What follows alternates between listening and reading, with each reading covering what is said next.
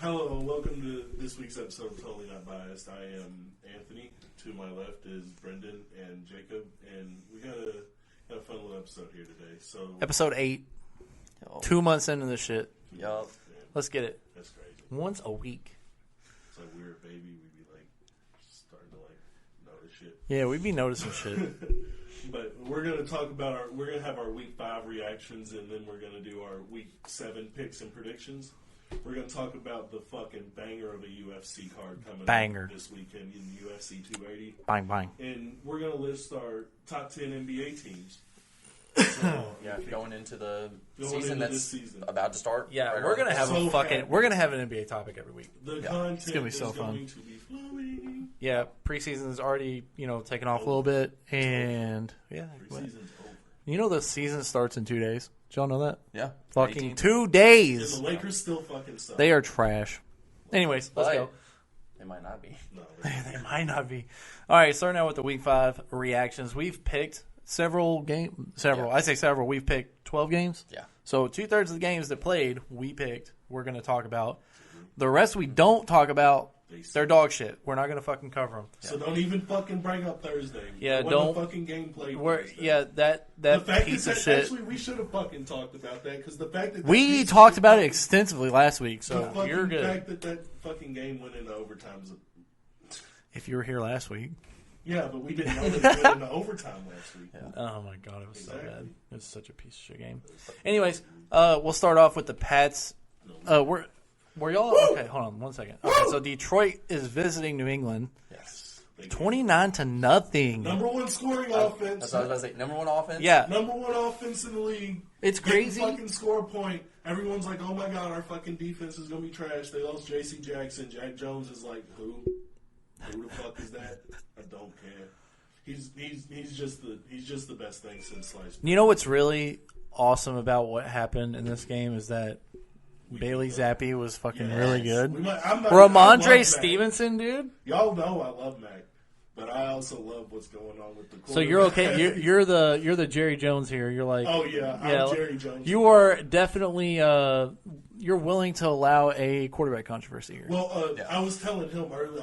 He's a big fan of that guy. So. Oh yeah, no, he loves it. I love him too. Yeah. But I was telling him earlier. I was like, I feel like the same thing that happened with us these past couple of games is what's been happening to Dallas the entire season. Is their defense picked up and their quarterback's just able. Because I mean, like he was 17 of 21 for 188 yards, a touchdown, and an interception. So it's not like very efficient passer. Like 17 and 21, outside that's not of bad. The interception, I mean, like, but when you also get 161 yards from Ramondre Stevenson and 100 from Jacoby Myers, who might not play this week, and a scoop and score, Jack Jones returned a pick six. Yeah, like it's. I'm telling you, I'm glad to see Zappi doing well. That's my biggest takeaway. I enjoy that you get to see your team perform against a pretty high. We do this every year. Like a lot of. I don't think the expectation is that y'all are going to be like contenders for the Super Bowl or anything, but like to see progress in areas where like moving forward you have decent pieces that you can work around. Matt Judon's and you literally. Sacks. Yeah, but like you literally just need a couple of pieces and you're right there. You're in the competition. Like you're. We need a receiver. Yeah, you need a couple receivers, which there's going to be a lot of free agent wide receivers next year. I don't even think we need a couple because like if Jacoby Myers is going to be our second, like I'm okay with that. Yeah. I'm okay even with if that he's to go through a season. If he's like, say he is at the very worst, you're all's like third. That's still like that's great. That's a great receiver to be your third. Yeah. Which that's what Nelson was early on for y'all, but now he's kind of like he's kind of dropped off. I think you could look at him as like a Devontae Smith role. Like if you brought in an AJ Brown-esque level of player, like I don't necessarily think he's that talented, but he's he's got the production for sure. Yeah, he's definitely backing up his I would love to see his role of receiver like that playing, and I'm going to be really interested coming in because I mean obviously I don't think we're going to get one of them from Ohio State, but there's could. Be some, I mean, if we'd have to have a high pick though, because I think you all could end up with a top 15 pick, 16 pick, which is like that's half like you're a middle of the pack team. Yeah, so and that's what on it looks top like. of that, I mean this at least the mock draft so far, it's really quarterback heavy. Yeah. Every team that is even questioning a quarterback, they're going to heavy on quarterback, heavy on offensive line, heavy on defense. That's what this draft so looks the like. receivers are going to fall. Yeah. Just by nature. I think we're going to have. I mean, I'm upset that Damian Harris is hurt and is out. He didn't play at all in this game, but I mean, it just reassured everything that we said about Ramondre Stevenson. He can be whatever role we need him to be. When Damian Harris is here and Damian Harris is getting all the gritty yards, the second and third stuff like that, Ramondre Stevenson is able to get out in the pass game. But he's also able to carry the ball 25 times if we need him to. I really love our running backs going forward. I love our defense. I don't know what I guess Belichick was a corner in his past. I mean, he's older than dirt. He probably but to say he was a corner, dude, I don't understand it. We got 3 second players. He has never missed on undrafted or late pick corners. Jack Jones was a that's what I'm saying. 4th round pick. I'm pretty sure. Well, I'm saying like later round. If you're not going on, day one, you're considered like I don't know a fringe starter, maybe a backup in the NFL. And Bill Belichick's never missed on those guys. 4th round pick. I don't know. We just can't. I am very impressed with how limited their offensive staff is and how they were able to get this many points. Because they're running the ball. They're playing to their strengths. Y'all have really good offensive linemen. You need to continue to try to... Cole Strange? Yeah. Everyone laughed at us for that. I mean... He's been one of the best offensive linemen rookies playing. Tyquan Thornton hadn't even fucking played this season yet. Yeah. Like, we'll be all right. Yeah. Well, let's move on. We got the Jets at home against Miami. Blew them the fuck out. Hey, Thing is, looking good. I don't like the analysis coming out of this game, I guess, necessarily. I do think the Jets are way better than people had anticipated. Not everyone. At 3-2. I thought they were this good. Yeah, okay. But anyways, Breece Hall got it fucking going. Yes. Breece Hall looks like a fucking dog. He's a superstar like everyone The projected. Cougar Hunter's back. They stole 2. Putting pelts on his fucking mantle. Breece Hall should have had 3 touchdowns. Sure. He got stopped at the 1 yard line twice, and they handed it off to Michael. He almost Carter had to 200 score. scrimmage yards. He was so fucking good. Yes. And their defense was immaculate. Yeah. But the Zach thing ran is, one in. 14 for 21, 210 yards. I mean, the dude's playing well. Everyone on this team is playing well. Miami played so fucking bad. Rookie of the week was on this team, Yep. Sauce Gardner. Yep. I mean, He's one of the best players in the NFL right now. Like He is statistically. He is crazy. He's allowing the lowest passer rating. I'm pretty sure he allows the least yards, 0 touchdowns given up. Yeah, He's fucking great. That's what they expected from him. Skylar Thompson, though, I don't think they had a chance with him at the helm for this week. But, they're starting to get the running game going a little bit. Like Raheem Mostert, he had 113 yards, but it didn't really amount to shit whenever the Jets are playing so fucking good, dude. And the thing is, Zach didn't even have a touchdown. It was mostly just the run game. He ran it in. I'm talking about passing. Yeah, he didn't have a passing touchdown at all. How many fucking rushing touchdowns? 5 total? With the quarterback. 2 is different. 5 rushing touchdowns from the Jets? When the fuck have they done that? Like, It's the only time they're going to do it. it's crazy, man. I was really impressed. They look good. I really. This is what I thought this team would be. They look like they're going to be good in a couple of years. Like they look like. Do you think they were? Like, no, I'm not saying that they're not like showing promise. I'm saying like this team in a couple of years with the draft picks that they're going to accrue is going to be. They're going to be all right. Yeah. I don't think they're necessarily 23 points better than the Miami Dolphins when they have Tua, but no, I do think they are good. Yeah. They're a very good team. Yeah. As long as they can like not blow games like they did against Cleveland. Or no, they beat Cleveland, right? Yeah. Cleveland. What games? They lost the Ravens and who else? New England. That's who it was, right? No, the Jets. I forget the 2 games they lost. We played. Yeah, I don't remember, but no, it was the Bengals. That's who it was. Yes. Yeah, the Bengals beat them. But like those are pretty fucking good teams. So we can move on though. We can go into the Giants at the Packers, and this was They're 3-2. Who the Jets? The Jets are 3-2. Yeah. yeah, they're an alright little squad. They're dominant, bro. Anyways, we got the Giants at the Packers. I say at, but they were in London. This was the early. I mean, it was a home game for the Packers. Pretty much. Yeah, they were packing it like it was their fucking team. Yeah, Giants beat the Packers 27-22, which is kind of surprising. Honestly. I mean, the Giants are 4-1. Yeah, that's Saquon is that crazy. guy. Yeah, he's playing out of his damn mind. And That Daniel defense- a lot of Jones. people put the nail in the coffin for him. But Daniel Jones is taking care of the football. Yeah, that's been his big thing is 10 fumbles a game, 2 interceptions. Like, I mean, yeah, he just when I gives can the stick it in Saquon's gut. Yes. They still don't have receivers. That's what I don't Yeah, like. they are and very the thin. offensive line is still dookie. Yes. It's literally Saquon, and I think that defense should be good. I mean, I'm not trying to take away from Saquon, but I think that defense deserves a lot. I think the biggest instance of, like, robbery in the United States of America is probably Kenny Golladay. You know, stealing money from the Giants. It's embarrassing. And for Green Bay, if Aaron Jones and A.J. Dillon are not going off, they are going to lose football games. There's no... that's how the offense needs to operate. Yeah. If those two running backs don't go off, their team loses. Yeah, because they can't do anything else. Yeah. Aaron's not... He's not meshing with this. See, they should go after DJ Moore, I think. Because he's going to... No, Panthers already came out and said they're not taking any calls on DJ Moore. Oh, man. So Christian McCaffrey's on the fucking... He's ready to go.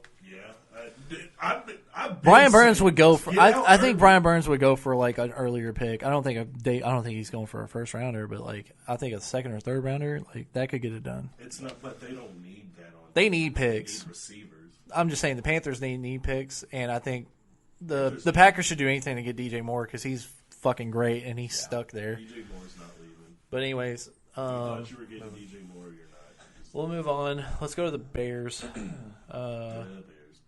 I mean, it's my favorite team, so I just have to speak on them. They almost won this game. Yeah, the Bears. I picked them to get blown out in this one. The Bears in Minnesota, 22-29. Justin Fields didn't look terrible this game. Yeah, but he's just. I don't blame him. I think the narrative right now is just Justin Fields. They might be moving on from Justin Fields. They might draft Bryce Young or something. I don't see that. I do. I just don't. I don't think Justin Fields is really. I don't think he's been given an opportunity. And I'm even willing to give him the pass at the end of the game. Should have been caught. Like that should have been a touchdown. Oh, you're talking about the Thursday night game. We can move on. We can talk about that game, but we're good. Justin Fields is making bad decisions, but at the same time, he doesn't have the support around him. Give him a better offensive line. Give him He has the worst offensive line in the NFL. A true weapon. Like, let's see how this plays out. Give him some defense and give him an offensive line. I think he makes a lot better. Yeah. I'm fucking getting closer on my JJ winning fucking Triple Crown. Yeah, I mean he's second in yards and targets right he's now. Gonna have his down games, but he's still like he makes up for he's it. Second in yards and targets behind. He makes up for that shit. More targets right now than running backs are. Yeah, it's ridiculous. He's getting more targets than running backs are getting carries right now. We'll talk about that. The thing about the Bears that I feel like is going to continue to be a problem is obviously their offensive line and defense. They spent a lot of money on defense for it to not do shit. Well, they've let go of a lot of their players that they brought in. Got Roquan Smith. They still got Eddie Jackson. They're going to end up trading Roquan by the trade deadline, I believe. And I think that they've he doesn't want to be there. I don't see why you. I mean, he does want to be there. He just wants to get paid for it. And they don't want to pay him. Like Eddie Jackson's probably their best defensive player. They've got some pretty good. I think Roquan is. Yeah, Roquan's a beast. I don't know. He got laid the fuck out by Carson, but other than that, he's a beast. Carson's a. He's a dog. He's a big motherfucker. Because it's like every time I'm done with him, he does something that is like, I can fucking get behind that. Do y'all want to talk about the Thursday night game? We just segue into it. I mean, that was kind of all of it, right? Yeah. Bears should have won. Mooney juggled the ball. We had our first touchdown in any of the Thursday night games. That's not true. Season. We had a good Thursday night game. Yeah, week 1. Yeah, week 2. No, I swear to God. No, Chargers played. Well, we had the Bills and Rams. No, then it's the first touchdown since then. Yeah, we haven't had. Yeah, no shit. Yeah, because the games have been so fucking bad. It was one game. We had one bad game, and then this game was bad. Now it's 2 games. Yeah, and I think it's gonna be a third bad. Thursday night football is looking like the redheaded stepchild of the. Did you get to watch last week's episode? We had an entire segment on how bad Thursday night football is. Like the upcoming slate is so fucking horrible. I don't think so. I defend bad. I don't think it's that bad. I think there's just some teams that shouldn't touch primetime. Period. Well, that's the thing. There were good teams in the slates, but they didn't have an opponent that was good. You know, I mean, Colts. Who at the beginning of the year, who would have said the Colts Broncos is going to be the worst game we've ever seen? No one. Nobody exactly. But so come on, it's turned into that. So, why would you schedule Philly against Houston? Don't get it. I love it. Falcons against Baltimore. I love that game. Or not Falcons, but Tampa Bay. Tampa Bay and Baltimore. Love that. Yeah. For week 7, it's going to be Saints and Cardinals. Should be good. No, don't. All right, moving on. Okay, we'll go to the next game. We got the Saints Oh man. Saints at home against the Seahawks. They went 39-32. I think the Seahawks are going to score over 30 every fucking game. Geno is that guy. I said he's better than Russ. Right? Yeah. Right now he should. Right now? For sure. Oh, yeah. Well, I mean, I think no. Take it. I would I would take Geno over Russ. Yes. I don't think Russ is doing this while he's there right now. You know, I don't think having Russ is washed. This current version of Russ in Seattle is not doing what Geno's doing. They look the Broncos. Look, I love how we're talking about the Broncos now, but I'm not better than Geno's.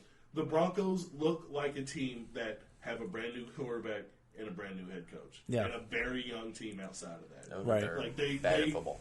That's what they look like they're bad at football. You know who's not bad at football? Geno Smith. Geno went 16 for 25, 268 You brought yards up this game to talk about Geno. Touchdowns. I didn't bring this game. Yeah, I didn't bring it up. I brought up the game to talk about the quarterback on the other side. Oh yeah. The quarterback Taysom Hill into the game on the fucking what was it? He was the tight end. Yeah. He had 4 total touchdowns. Yeah. 9 carries, 112 yards, 3 touchdowns, and then he had a passing touchdown as well on 1 attempt. Andy Dalton. He's probably the most super mediocre. He's the most valuable player on the Saints right Winston, now. Still mid. I mean, Jameis, he didn't play. Yeah, he didn't play. But like Taysom's playing. Like I know he's injured, but he wasn't playing. Yeah, he's not playing as good as Andy Dalton, all right. who is the starter. Like, I don't know. My thing is that if the Seahawks can continue to keep this level of play up at quarterback, then they should be in every game. I hate Taysom Hill though. Why? All those touchdowns should have been Kamara's. I know. Kamara. I have him in another league too, I have bro. Kamara in a league. Kamara easily could have done the exact same thing that he did, but no, this motherfucker's like, no, I'll take it. Don't worry. It's so dumb. I hate him. Yeah, I could have used fucking 21 points from me too. Kamara. Yeah. But I ended up winning that game, so it's cool. Like, just make sure that we get him the touchdowns. He's doing a lot better. Update on is our fucking fantasy league. We'll get to it. I don't care. Situational. Anyways, let's move on to the Texans. Situational. The Texans game. Damian fucking Pierce. I'm so happy because he had his fucking great preseason. And I want to slow down on this bandwagon. Let's. Like, Damian Pierce isn't that. Let's slow the pace. He's him. He is Hemi Johns. He is Jimi Hendrix. Like he is the fucking. Let's lower the temperature here a little bit. The Texans beat the Jaguars. The Jags. Why are you so mad? The Jags at home lose to Houston 13-6. This is the first win. Y'all know what a y'all are aware of what a survival pool is, right?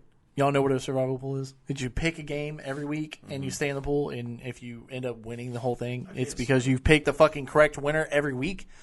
A lot of people were on Jacksonville's side with this one. Yeah, and they fucking were trash. Trevor Lawrence is looking bad.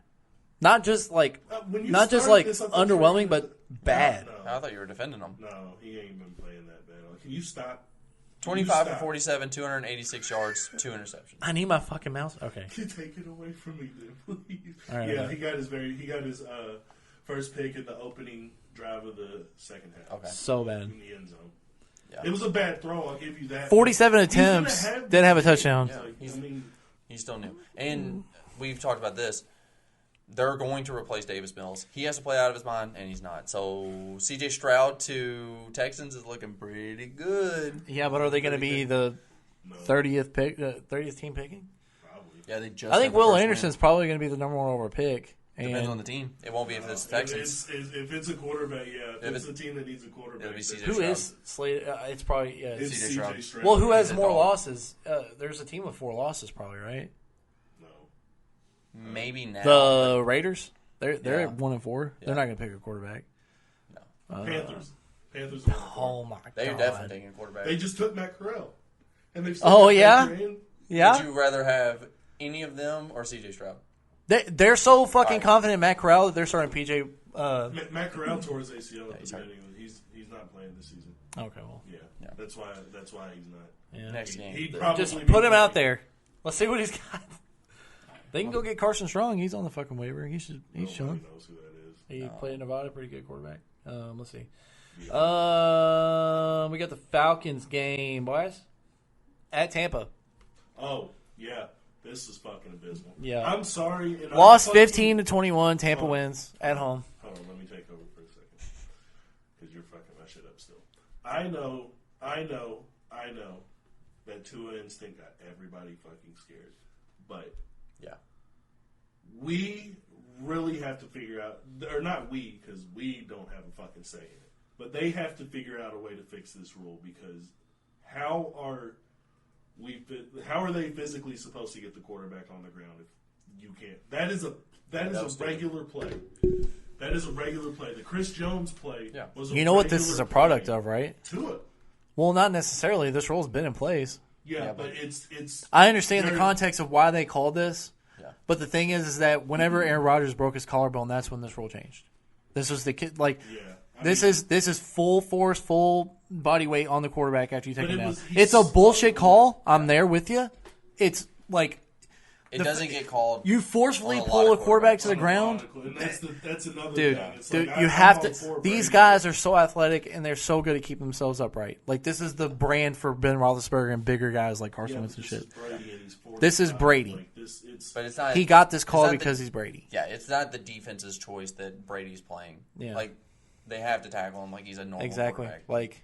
Yeah, there's no special. You can only protect a guy up until like a certain point. But like, even then, it's still a bad call. Yeah, that's what I'm saying. I mean, that changes. This was a close game. Yeah, it really changed the outcome of the game. Like the Falcons could have won this game if that had not been the call.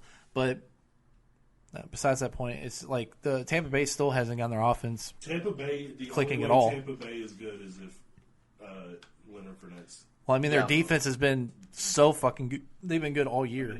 But and even then they only rushed for 60. They only rushed for 69 yards. They had 23 attempts. Oh man, Leonard Fournette had 2 touchdowns, but their defense, it's just another one of these. Defense is keeping a lot of these teams in the league alive right now. I mean, we're only 2-3, but it's because of our defense. Like the 2 we got. Yeah, defense been playing good.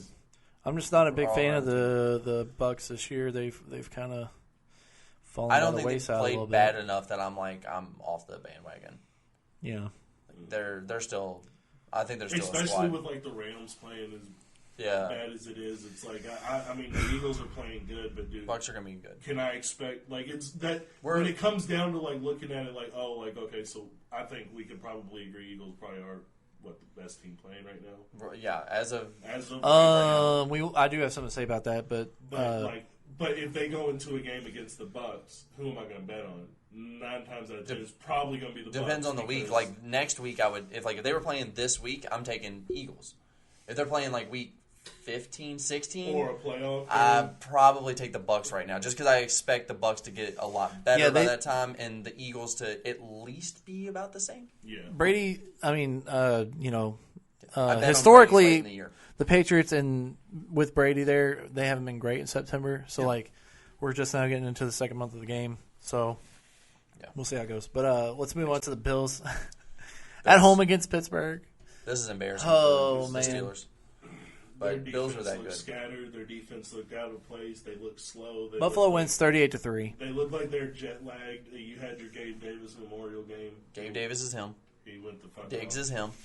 Josh Allen is him. They didn't even need Diggs this game. That's the crazy thing. Baby balling. He had a 99-yard fucking touchdown. Dude, he was on at halftime. He was on pace for. Gabe Davis already had. It was like 700 yards and like 9 touchdowns. This is the second game this year that the Bills benched their starters. Yeah, because they were blowing out the other team. It is the Steelers. It is, but I mean, come on. But the defense on the Steelers has been what's keeping them alive. And here's another. You need a quarterback this good to be able to make these kind of plays. See, all right. Because he is that fucking good. I'm about to say something about that. Kenny Pickett is giving his receivers chances. These motherfuckers are not taking them. Exactly. They are not taking them. Najee Harris is not taking them. Yeah. Which I don't even blame Najee Harris because I've been saying this about their offensive line. So they're 1-4 too. Line's so bad. Trash. And Najee Harris, I'm sorry, as good as I like Najee, he's not Saquon that can overcome a bad. Yeah, he was never a big play running back in college. He was always like the underneath guy that kind of was an outlet and also got pretty bruising yards. Who would moss somebody in the end zone for a 10-yard touchdown. He's not. He was reliable. Kenny Pickett, I like Kenny's play so far. I still think he should be the starter. And he is. Yeah. He's going to be the starter moving forward. And I'm happy for him. I like his play. I think his receivers need to give him help. Yeah, but it's the seasons. only one that's helping is George Pickens. If you watched this game and you said, wow, Kenny Pickett played bad. Let's bench him. You're out of your fucking mind. Out of your mind. Like You don't know how to evaluate quarterback You couldn't play. have came into this game and said Kenny Pickett has to win against the fucking Bills. That's why I'm not on the bandwagon of getting rid of Justin Fields. Dude has no fucking opportunity when these guys are dropping passes and he can't fucking. He has less than a few seconds to throw. Saquon's playing so good and they're so good. We're now like, do we know what we have with Daniel Jones? No, because when he doesn't turn the ball over, the team's swamp. They're getting coached out of their fucking minds though. That coach is going insane. Dude, I love him. He's a beast. He's coach of the year. Yeah, right now he is. For he sure. is this year's Dan Campbell. Yeah, but the thing about Justin Fields, just to make that last thing, he is throwing passes and they're just dropping them, but he's also making bad reads, and that's what people are. Well, pointing look out. at the. But the problem, I defend someone if. Yeah, I'd make bad reads too if you're like, that guy can't catch a fucking football. I don't care how. Did you see the wide open, the tight end in the end zone right there? Like, he lobbed it and was way over, way overthrown. He makes some bad plays, but like he also makes those extremely spectacular plays. Like the run for the first down late in the game. Like, that's a baller move right there. Yeah, I think if you protect him, he makes more good plays. He looks like a quarterback trying to adjust to not having a track. I just don't think that. I think he's adjusting to not having an offensive line. It is not fair. Is what I think it's more. It is not fair to make evaluations of Trey Lance, Kenny Pickett, Justin Fields, like younger quarterbacks that don't have the best support system right now. Fucking Malik Willis, don't know if we should really give him criticism right now because he's not playing. I feel bad about the Trey Lance because he got hurt. I was never about it. I just thought his team is too good right now. I feel terrible. The literal week that we were talking about it, I said there's only one scenario that this man gets benched, and it's if he's hurt. And he's hurt. It's the way it happened. All right. Next game, moving on. At home, Philadelphia playing Arizona. Wins 20-17. Eagles look like they're going to lose soon. Not in a bad, not in like a bad way, but it does look like they're just beatable. They play Dallas this week. They look beatable, but they look like they're easily a top 5 best team in the league. This was they the just first look game, like they're beatable. This was the first game that y'all played this season where I was like, okay, Jags. I am not. Jags, it looked like they were gonna lose too. Yeah, but they ended up coming back. I don't know, dude. I mean, they look beatable. I think that the way Philly like is winning this, like the way they're winning these Miles games. Sanders has been your fucking the star. They're playing a range of games right now. They've had a blowout already. They've already had like multiple games where they've kind of struggled. They've also had games where they got out big early and then didn't do shit in the late in the game. Yeah. I feel like that experience moving forward is going to help them whenever they get into like weird ass games. These games I think are so good for the Eagles right now. Yeah. Winning, being down, winning close games are so good for them early in the year. And that's the thing. If you're going to criticize the wins, that's fine. The way the context behind the win, but the fact that they are winning is the thing that you should give praise. Yes. And that's what most people are doing. So y'all are 6.5 point favorite against Dallas. I understand it. I do. I understand it. The thing is I that what team has done that to Dallas this year? Tampa Bay. No. I mean, they beat them by 16. Not now. But I don't think. I think that game's different, dude. Dallas. Yeah, having Gallup helps a fucking lot. Yeah, for that offense, and their defense stepped it up a lot. But like I'm saying, offensively, that has helped so much. Defensive, they are just better. We are going to make. We've already made our picks for Week 6. I just don't think that it's, dude. I don't know. I didn't like how things happened in the Cardinals game.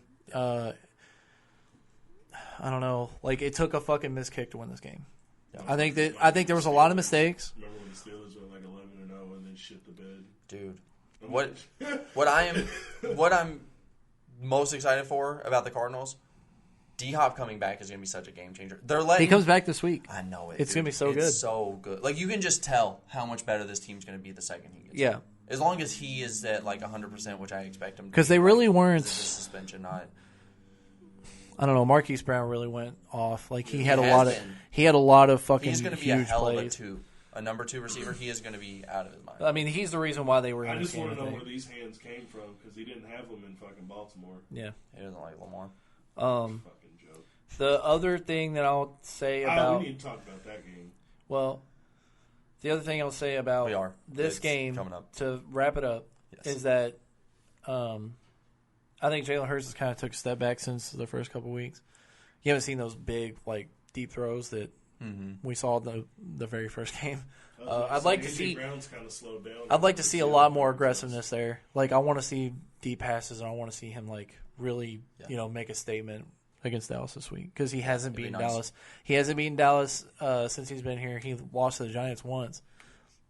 Swept the Washington team. So like 75% of people have y'all winning. Got to prove that you can beat Dallas. Dallas is like part of the 75.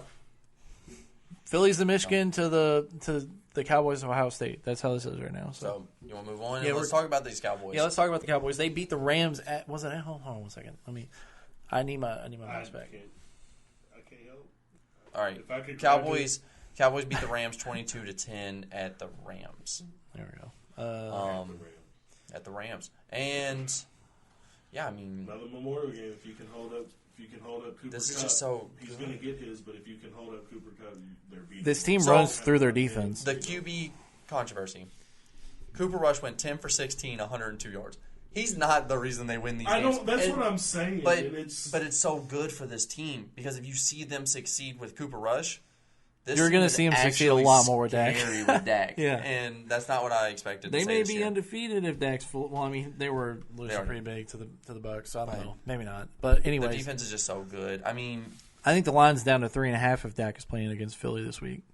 Personally, Trayvon Diggs is playing great. Yep. Which is what you love to see. And Micah Parsons is just unbelievable. He may be. I think he may be a top 10 player in the NFL, the entire NFL. Yeah, he's that fucking good. I think so. He's really fucking good. Yeah. MVP talk over there. Man, I don't know if he's good, but he's not. No, he's that. I agree.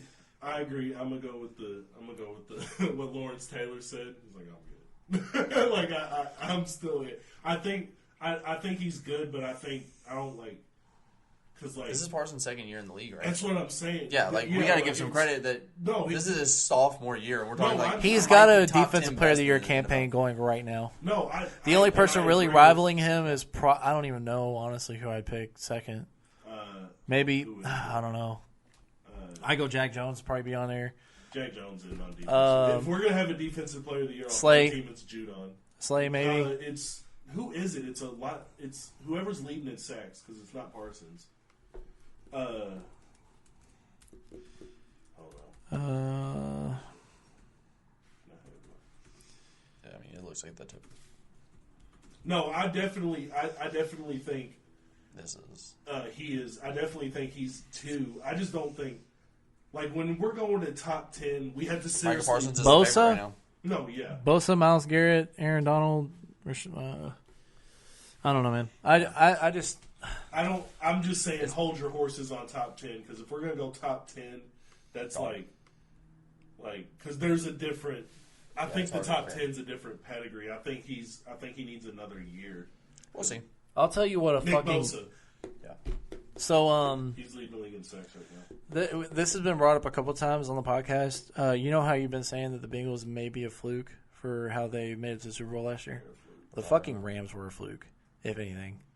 Well, we know why. They lost Whitworth. They lost Von Miller. We can see the losses that they had where they chose to pay their players. Look at their game plan from last year to this year. How the fuck were they passing the ball at all? Because their offensive line. They literally only throw to Cooper Kupp. Cooper Kupp is literally the only player they throw to. I mean, it's so fucking weird. Well, you can't throw when I almost said Miles Sanders. Fucking Cam Akers. No, Matt Stafford. I don't know. Just M. Yeah. Fucking me up. But you can't when Matt Stafford's on his back every fucking play. Yeah, but it's not conducive to a well-rounded fucking offense when. Up on this like sports betting website, it tracks a bunch across all of like the platform, sports books and everything. Yeah. The list of right now, Myles Garrett's opened up is for week 1. Yeah. It's been Parsons since then. It's Parsons, Bosa, Garrett, Donald, and Rashawn Gary at the top. Okay. Rashawn Gary. I don't know. That's crazy. Their defense is kind of falling off a little bit. I mean, if you're giving up 27 to the Giants, like. Giants are good. Don't sleep on them. No, they're good at running the ball. I don't know if they're great overall, but so are the Ravens. But we can move on from this game. Let's go to the Bengals. They played the Ravens. They played the Ravens. Oh my god. 17-19. Yeah. Yeah. And this is why MVP, that motherfucker with the leg, if anything. Dude's fucking hit how many game winners over the last couple years? He's the greatest fucking kicker ever. I don't even think it's like a question. How many walk-off field goals can you fucking make, dude? You can trust him more than, I don't know. He's the most trustworthy player in the NFL. He's literally the most. He's the most automatic. You could leave you can trust him so well. Like you could leave him in the room with your girlfriend. Like you know it's good. Like okay. Like he's gonna hit. Like it's. Oh my god. It's perfect, dude. No, I'm happy. I'm happy that the fucking Ravens are winning games because this defense is. It's so bad. It's so bad. That's all we can really say about it. I think this kind of shows like we're talking about Lamar possibly being the MVP, and the Bengals lose by 2 points. So I mean, it makes me not think at all that the Bengals team is in too much trouble. I do think that they have some things they need to sort out, but it feels like they're there. Like they're getting it going. They're moving, and they're going to be a playoff team. The that's fact going that to they're compete. 2 and 3 in second in that division shows how bad the division's playing. I just don't think this is fully representative of how the Bengals are going to be at the end of the year. But we'll see. They play again.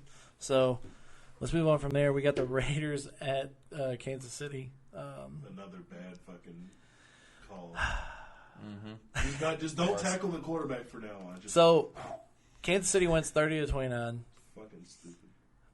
Really controversial call at the time, I guess. I fucking agreed with it. Josh McDaniels tried to go for 2 after he. He has been so fucking bad as a head coach, and I'm fucking happy. And I'm not happy. I just like how it pisses me off because it's like this motherfucker doesn't miss, bro. It's like Belichick knows when to get off of people. Mm-hmm. He knows when your wick is. Well, he's already done it once. Like he. I mean, I'm not saying he was right. Brady's the only time he's ever been wrong, but Brady's a different echelon. Like that's I think two of the best. A brioche bun to white bread. Here's the thing. Here's the thing about this game. 2 of the best offensive players in the NFL played on the same team. Mm-hmm. They dominated. The thing is, Travis Kelce, his longest catch was like 8 yards and it was a touchdown. Four touchdowns. 4 touchdowns and 20. Patrick Mahomes is unstoppable. Yeah. And the thing is that when you're going up against a Josh Jacobs this motivated to fucking win, and he goes for what did he go for? 154? 154 yards and a touchdown, and oh my god, they had the opportunity to fucking go up, and he's short of the goal line for the 2-point conversion. Yeah. It's so fucking bad. So this is what fucking runs into Devontae Adams late in the game. This is my takeaway from the game. The Raiders is what we expected now. This is more of the team we expected. Yeah. When you're competing against the best AFC team, they lose by 1 point to Kansas City. Like we got to get credit. Well, you're saying that. I'm looking at their season. I mean, they're 1-4, and this is not. No, but their offense is back. Because those first few weeks, man, they were done, and it really comes down to Josh Jacobs is involved. When he is involved and he is playing well, this team is playing. Is playing their ass off, and it looks like Raiders are now going to beat a lot of fucking teams. Just the Chiefs are different. The Chiefs are not a team. They can literally win any. They can win any game. The fact that they're underdogs at home against the Bills this week is it's really fucking annoying. They've beat the Bills every year. I mean, I don't know, man. I'm just disappointed with the level of analysis when it comes to the Chiefs. Yeah, they fucking give up points, but they still win. Yeah. I mean, when you have the nuclear option on offense. And the nuclear option is coming from, where? It could be anybody. It's the deadliest. You don't know where the fuck it's going to come from, but you know the guy that's pulling the trigger is the best in the world. He's the best player on the field. Every single second he's on the field. It's the second deadliest connection in the league right now. I think as of right now, it's either Diggs and I mean, you have. No, I say as of right now, number 1 is Kirk Cousins, Justin Jefferson. Oh no, that is. They are the most deadly connection right now. Yeah, but there's inconsistency there. I don't think there's inconsistency with Mahomes at all. Go look at the past couple games and tell me about the I'm talking about the connection. I'm just talking about the pure connection. His whole game, there can be inconsistencies, but the connection alone, Justin Jefferson and Kirk. Yeah, but we have a track record here. We have a track record here. They're 4-1. I don't see how you can look at that and say it's a better connection than Cooper Kupp. Either Cooper Kupp or Stafford, or there's limiting factors on their offense that's keeping them. I think Cooper Kupp is Cooper Kupp's just gobbling targets, and that's why he's. What about Diggs and Allen? Like, I don't. I think I'm that's more automatic. I think I'm talking about no. Because I don't think Josh Allen is capable of having a bad game like Kirk Cousins is. I don't think their bad games aren't nearly as comparable. Justin Jefferson is second in every receiving metric in the fucking league. Like, it's not. He's second in targets, second in yards. I just don't trust Kirk Cousins as much as those guys. That's how I feel. Look at the stats, bro. I'm just talking about the pure connection between the two. Yeah, there's one guy that's clearly carrying their their relationship. 12 targets in a row and don't have a drop. Yeah. You start your game 12 for 12 with 100 and something like that's. Yeah. And I am not even. I'm saying it's 90% Justin Jefferson, 10%. Yeah. It's. I like it. I get where you're coming from. I just don't agree. I don't put them in one. I think there's been in every situation that we've talked about. I think there's been just as many that like Travis Kelce's had a slow game. Everybody's had a slow game, but I think if the Justin Jefferson had a horrible fucking game. Yeah, the only one that I really will give over is Kupp and Stafford. But that's I think what I'm saying. Limiting factors in their offense that's keeping them from really because I think they could be but even though they're first in pretty much everything, I don't think he's first in touchdowns, but I know he is in targets for sure. Mm-hmm. And catches and yards probably. I think they could. I expect more of them. That's where I'm like they're lower on the list than me because they should be better. But that's the Rams as a whole. The Rams should be better in every facet. Yeah, they can be better, especially with adding Allen Robinson in the. Either we're wrong about Allen Robinson or he's just not getting the opportunity at every fucking team he goes to. It can be both. Yeah. It could be both but I don't know. Well, to wrap up this segment, I think that there's something that I need to get off my chest. We are seeing a head-on collision coming at each other full speed between the NFC and AFC. Two best teams. It's probably going to be a Chiefs-Eagles Super Bowl. I don't know, man. I don't know. I just think that they're the two best teams playing, and I think y'all said that the Eagles. See how you can see the Eagles are the best team playing. No, the Chiefs have pretty much shown that they are far and away better than most teams. I think the Bills look like the best team. I don't know. I think the Bills look like the best, then the Chiefs, then the Eagles. I'd go Chiefs. I don't know. You could pretty much argue any of those teams. I think. Yeah. The Bills have defensively played better than either of those teams. I think. I was going to say the Bills. But when it comes to the offensive output, I think the Chiefs are easily better. I know I said earlier the Eagles are probably. I think the Bills are probably the best team playing. I would probably have Philly third, honestly, to be completely objective about it.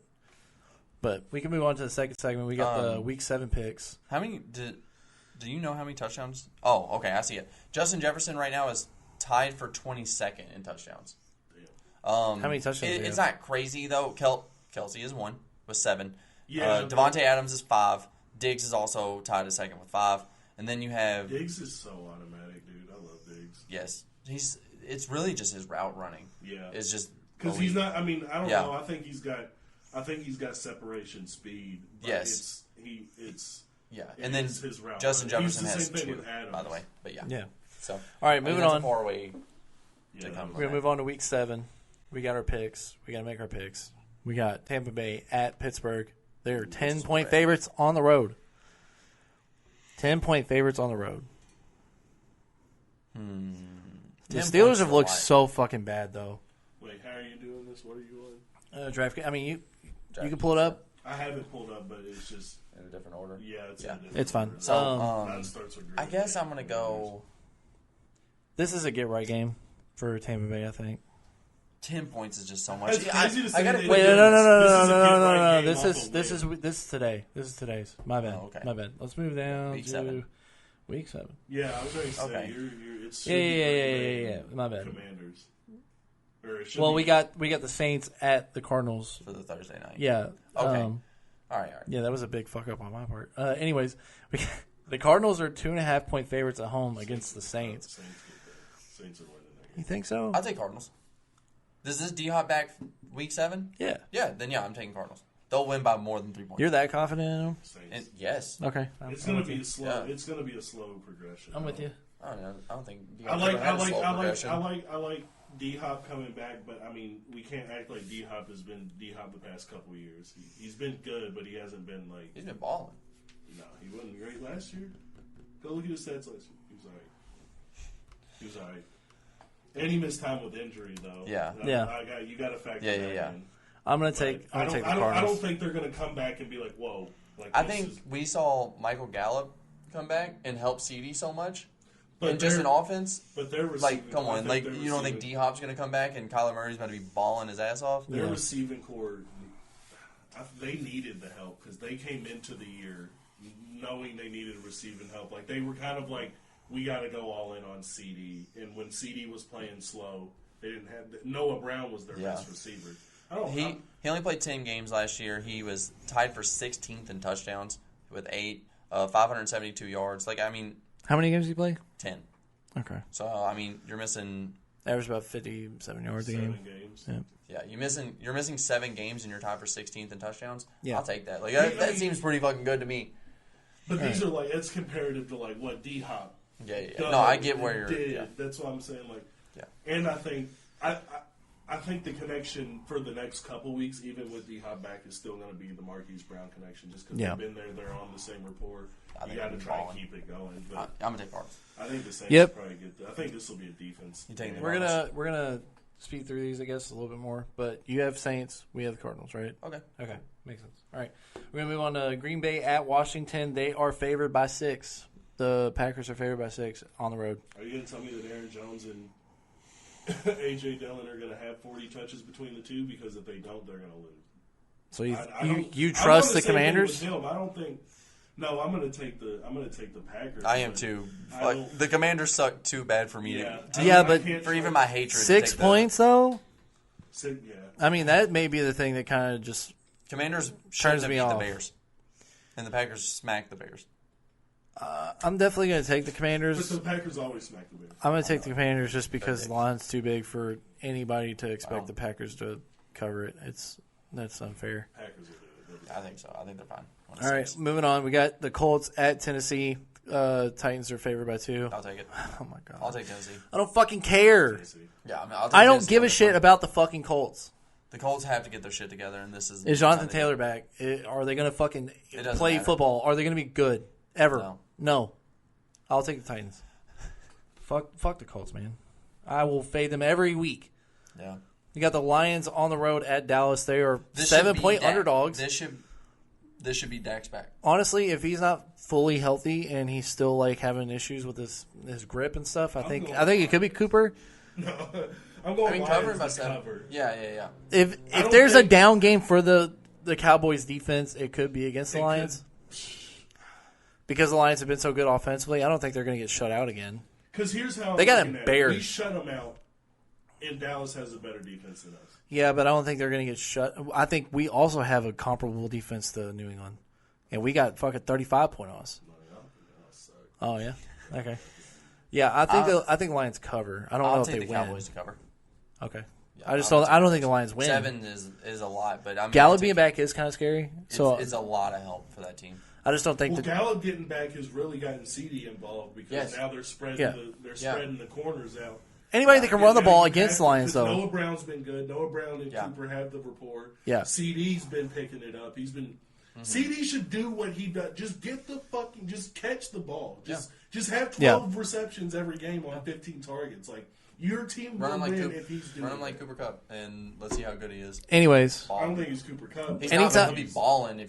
I think any receiver that you give 15 catches to starts to kind of ball out. Yes, there's no way they can't. It really. They have to be terrible. Anyways, any team that can run the ball against the Cowboys, they end up looking bad. So, dude, I want we'll see. Play the Cowboys this year. Anyways, we can run the ball. Next game, we're not doing nothing on the quarter. It's going to be a quarterback of business. I don't like this line at all. Next game, we got a division matchup against the Browns and the Ravens.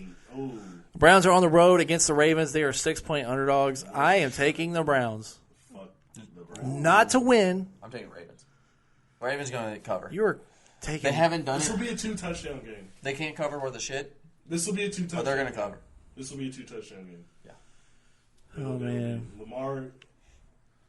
I'm taking the Browns. I just don't think it's 6 points. See, this is week 7. Odell's already going to go ahead and sign with them. I don't so? even think I don't. The Ravens, but no, he's not even healthy by this time. Yeah, But yeah, So, no. I do think they'll cover though. The Ravens will cover. I want to say this just like a little preface. Like Colin Cowherd brought this up, and it really stuck to me. Lamar is the only quarterback in the league that can't win ugly. No. He is not allowed to win ugly. If he wins ugly, he gets criticized.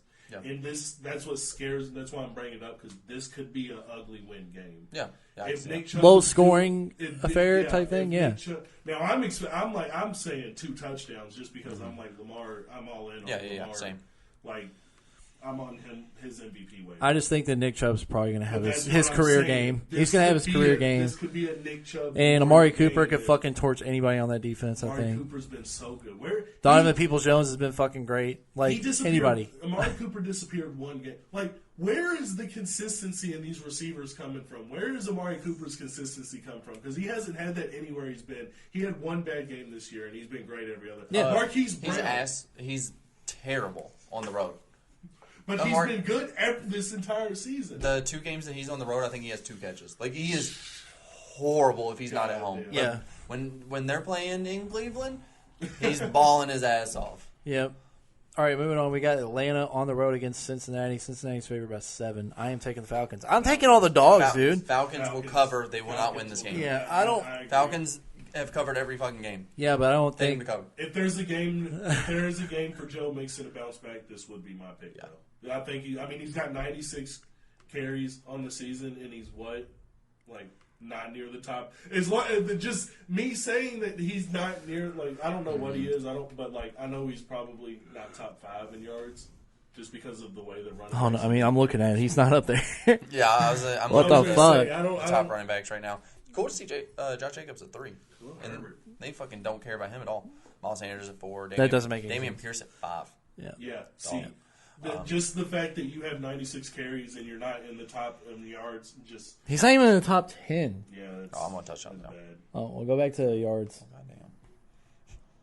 Yeah, he's not even top 10. Lamar Jackson's in the top 10. That makes no Yeah. sense. Yeah, that's great. Where the fuck is he? Oh, he's 20th. Oh With my god. 96 carries, What's his yards per carry? it's 3.1? yeah. Poor guy. Dude. It's He'll be a all right. fucking fluke. He's Since still- he's I'm fucking sorry. since He's his still- offensive line is bad. They're all right. And they spent money. They went fucking. I That's think all I they're had to listen balling. to was, "Oh, we're going back because we spent money." No, your fucking team. They balling. It was a fucking Anyways, It's not a fluke. fuck. fluke. I didn't know people actually thought it was a Fuck fluke. it. I thought that was just a joke. No, I haven't heard it. I am saying it's a fluke. No, I see a lot of people say it, but I thought it was just a joke. Anyways, No. got This next fucking line. Tampa Hammer. Bay on the road against Carolina. They are 9.5 point favorites. I am taking Tampa Bay. I'm taking Tampa. The Panthers are so. Not to the credit worst of Tampa. fucking- They may be the worst team I've seen in They're- a minute. Panthers are the worst. I fucking got laughed at when I told Bubba that their fucking that team's gonna be the worst team in the fucking league. Fire sale. He Come get fucking your laughed at running me. back. They fired Matt Rule. They still don't know who the fuck's going to play quarterback. They're going to get rid of their best. They got fucking PJ receiver, Walker. Or they're going to get better their best fucking running back. PJ Walker. Uh, PJ Walker's good. I don't like agreeing. I'm going to actually take Panthers to cover. I think them firing their head coach should help. Oh, you think he's like a negative force? He's like a. He can't be a good one. Who is their fucking coach? Can't help. They've got They might do who's better starting the without one. quarterback? They're going to be Baker. All Baker's right, going to play all did he year. lose by 2 touchdowns? At least They've got 2 touchdowns. Steve Wilkes as their interim coach. That's They horrible. got people thinking that DJ Moore's a fucking bum. He has people he's a out beast. here thinking that DJ Moore is not him. DJ Moore is fucking him. Baker Mayfield. I think they could get garbage. it. They could probably get a first rounder for DJ Moore right now. Anybody at this table I think. could play quarterback better than Baker Mayfield right now. Anyways, Can you hand the ball off? That's different. I'm a dog. how the fuck is this? Hold on, no, we're gonna move on. Giants at Jacksonville. They're 3-point underdogs on the road at Jacksonville. Giants. Take the Giants. Giants. The Giants Giants are are winning fucking that good. game. How is this a It's going to thing? be a defense game. And 3-point Giants- underdogs? Saquon might have 250. I did not mean to cut you off like that, but No, that was I just didn't- like, how do you fucking I how, would have cut dude? myself off if I saw that it was a. It's the so Giants were a bad. 3-point underdog. Get the fuck The over under is set at 42. There's a lot of low over I'm gonna take unders that. here. I'm taking Giants. That's high to Big. me. 42 in this game. I think That's the high Giants to are me. going to lock I'd up a say playoff under. spot by week fucking 10. Under. the Giants are going to cover, obviously, because they're a fucking 3-point dog, but go under on Do you understand how much I fucking hate saying that the Giants are good? Like, they're decent. They're a pretty good team. And it's because they can run the ball. Every team that can run the ball in the NFL. The Jets are good. Like, they're really surprising. Yes. You They beat some pretty shit how teams. many teams in the league would be winning if their defense I mean, they beat Green Bay, but... Think of how the defense is playing and think of the rushing yards they're getting a game. You translate that to any team Any in the others, league, yeah. they're 4-4. Every fucking team that can run the ball is good. Every single one of them. Except Cleveland's for the okay. Patriots. I mean, y'all are 2-3. We're Getting your flow. Got Bailey Zappi going to be looking good. Moving forward. We're battling. Yeah, take the Giants. I don't know why the fuck they're underdogs. Anyways, moving on to Houston.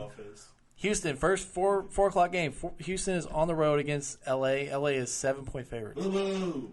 Or not L.A., Vegas. What the fuck am I saying? Yeah. Vegas Raiders are 7-point favorites at home against Houston. Yeah, Raiders stepped up their offense. They're playing good. They're going to do it. No. Damian Pierce is going to fucking go crazy. That's why I'm taking. I'm going to take Houston. But the Ravens are going to cover. I actually think Houston may win. Houston doesn't have enough outside of Damian Pierce to help him. Exactly. You're trying poor, to think. Poor Brenden Cooks. I don't know what happened to him. This is going to be the first time in his entire career he doesn't get to 1,000. No, he's got this. He's not. His shit's got to turn around real Davis quick. Mills is so bad, man. Let's fucking go. You know what's going to be crazy? This next game is the easiest pick. You know what's crazy? The Jets are fucking underdogs at Denver. 3.5-point underdogs. Jets are. Gonna win. No, they're not. Yes, they are. Taking the Jets. This will be the game. You're taking Denver? This will be the game. This will be the game that no. we're like, okay, see. Zach Wilson throws for over under 3 touchdowns. I'm taking the over. You're talking about corners that are playing well. Don't give up. They are crazy. Pat Surtain is a top. Brees. Okay. I'll switch it. Brees Hall over under 3 touchdowns. No. Right, I guess right on the money. I think he's gonna have 3. Yeah, I think he's gonna have 3. 2 receiving and a rushing.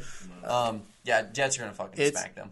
Yeah, fuck the Broncos. Denver fade sucks. the Broncos. Denver sucks, but so Matt Rule's been fucking fired. Dude, I do the same thing with the Packers. So like, it's just hate. Like, I get it, man. Come on. Matt Rule's been fucking faded every week. Guess what? So is Nathaniel Hackett. He's fucking Jets trash. defense playing well. Yup. And if a defense is literally just comparable, Denver can't do anything. This fucking week is actually kind of crazy. The games are fucking they're cracked. The next ones are all right. The Chiefs are on the road against San Francisco. The best defense in the league. Oh man. San Fran.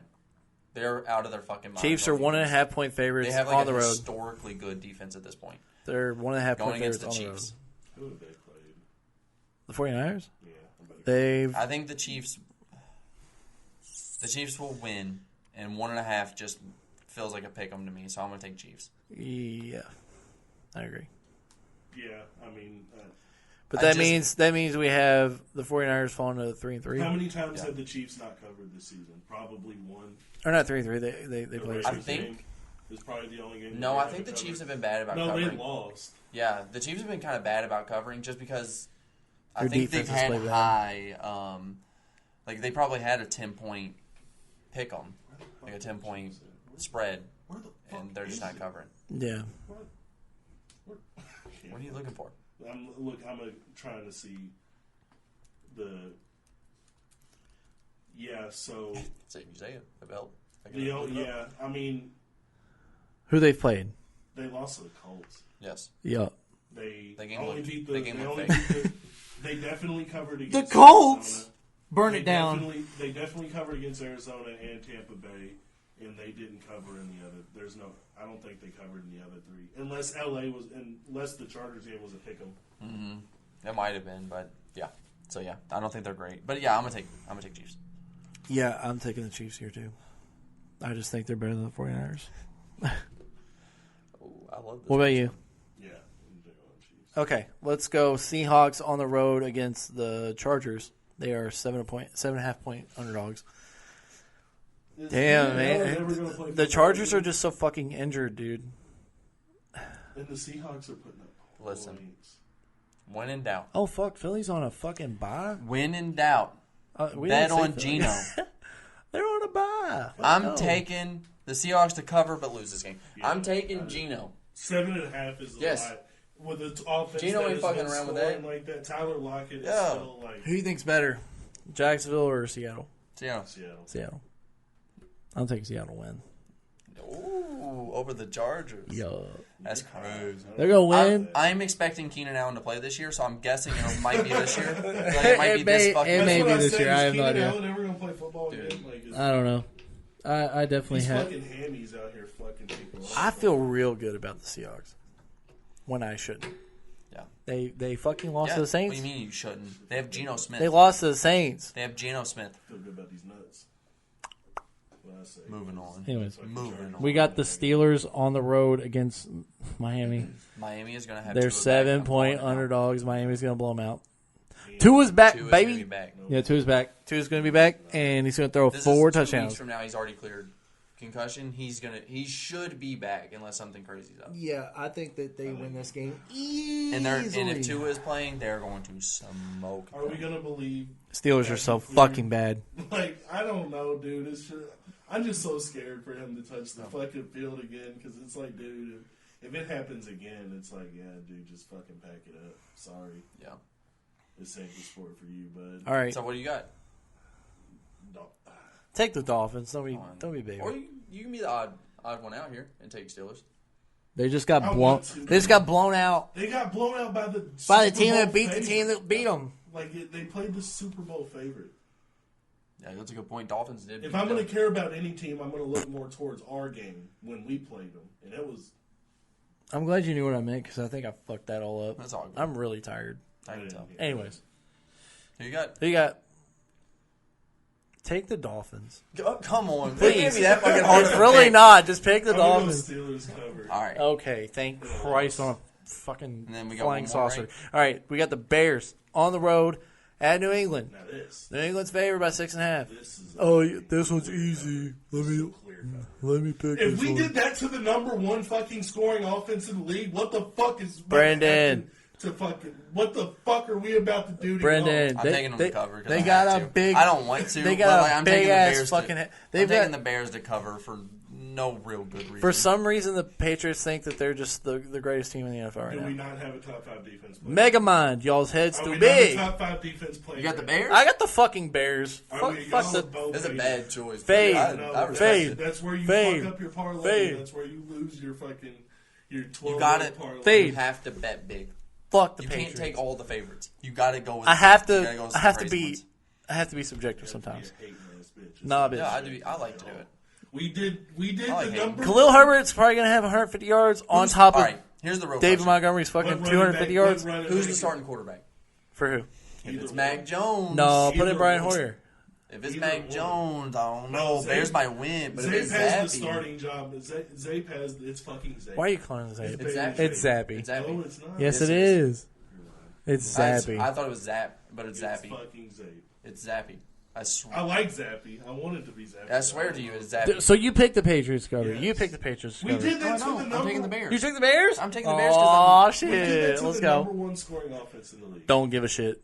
That was last week. and money. It's this week. And where are the Bears on terms of offense? I don't Have care. they been good? No, The best. It's, You it all. might be another shutout. That's what I'm saying. Megamind. Y'all got this big fucking head after beating the All worst right. team, Is worst our team in that defense division. not one of the Let's best move defenses in the on. league? Let's move on. Where we at? We got UFC 280 to talk about. Oh, we're okay. All right, let's That's do it. next. Let's go. Let's look at the card. Now, This card you is might- fire. But I personally, there are a couple good fights on the prelim. But let's just talk about the main. Ooh, I want to see the prelim first. Hold on. It's got French Montana. We don't need to talk about Rich him. Montana. Who? Bilal Muhammad. Oh Bilal no. Muhammad's on the undercard? Yes. Hold on. He looks just like French Montana. He really fucking does. Yes. All right, come on. Let's just talk about the main card. All right. I don't Hold know. on. Okay. Oh my God. Let's start I out. mean, y'all can talk about it, but I'm gonna just look at it. So we got a women's flyweight bout. Don't know either of these women. No! Time out. We're fucking talking about Who? that. Bilal Muhammad's fighting Sean Brady? Oh, I have no idea who No, that is. Sean Brady, you should. Fucking Philly vet, bro. He's from Philly. Oh, He's yeah! I know that, this yeah. is a fucking banger. Yeah. Can we get these two women Off of the fucking off of Women. Can we switch it? I understand, dude. There's no way that this is an undercard. Thank you fight. for censoring This is gonna be yourself. such We're a good- family show. This is going to be such a good fucking fight. Bilal Muhammad's underrated. Sean Brady is only one of the scariest prospects in the welterweight division right now. You can put I personally. He's young, you too. You can put Sean Brady against anybody in the welterweight division, and he has a chance to win. That's how good he is. His wrestling is on point. His striking is on point. Same with Bilal Muhammad. Bilal Muhammad has a level. He's of ranked wrestling 8th. That is, Bilal Muhammad has a level of wrestling that is underrated, and we hate on him because he got his fucking eye ripped out against Leon Edwards. But he's, dude. His eye got ripped out? So if we're gonna that pick was our, the eye pick. if we're gonna pick, I'm gonna take Sean Brady because I don't. Just Bilal Muhammad is the most boring fighter I've ever seen. This will be a boring fight. This will be a wrestling fight. That's why I said I don't give a shit about this. I wanted to go right to the. We don't, I mean, we're about to talk about this woman's fight. We don't even know these women. I really I don't. do. Chuka Hagen's a beast. You like her last name, and you I'm allowed to bet on last name. She is the number one contender in the flyweight division. She's really good. I don't. I've never seen. The other girl is really good too. But So- Chuka Hagen is. Manon She's a beast. Fiorot, I guess is how you say it. so She's mad. favored by. The odds are on the You're the website. only person being like, I'm so fucking sick of this one great fight being free. I want it to be on the pay-per-view. I want to fucking spend money on this. I hate that this is I'm free. gonna fucking watch it either way. Okay, The then thing what's the that- matter? Because I don't want to see fucking Beneil Dariush. The fact that Beneil Dariush and Islam are on the same card and they're not fighting each other Right. shows that fucking Dana White doesn't have any fucking balls and doesn't want to hold his fighters to what he said. Preach! He's Preach! been fucking saying that Islam Fuck Then Dana let's- White. needs to fucking Dana fight White's a Beneil. pussy. And Well, now it's just Let's quit jumping around. Yeah. We talked about the Chuka Hagen. Who's everyone got? I've got. I'll take I'll the. take the. How is she the favorite and this girl's won? You know how I'll go with UFC the math. underdog. You gonna take Chuka Hagen? I like that. Oh, well, this girl's 9-1. I don't know anything about her. I don't I'll know spend 15 anything about minutes these two. researching real quick.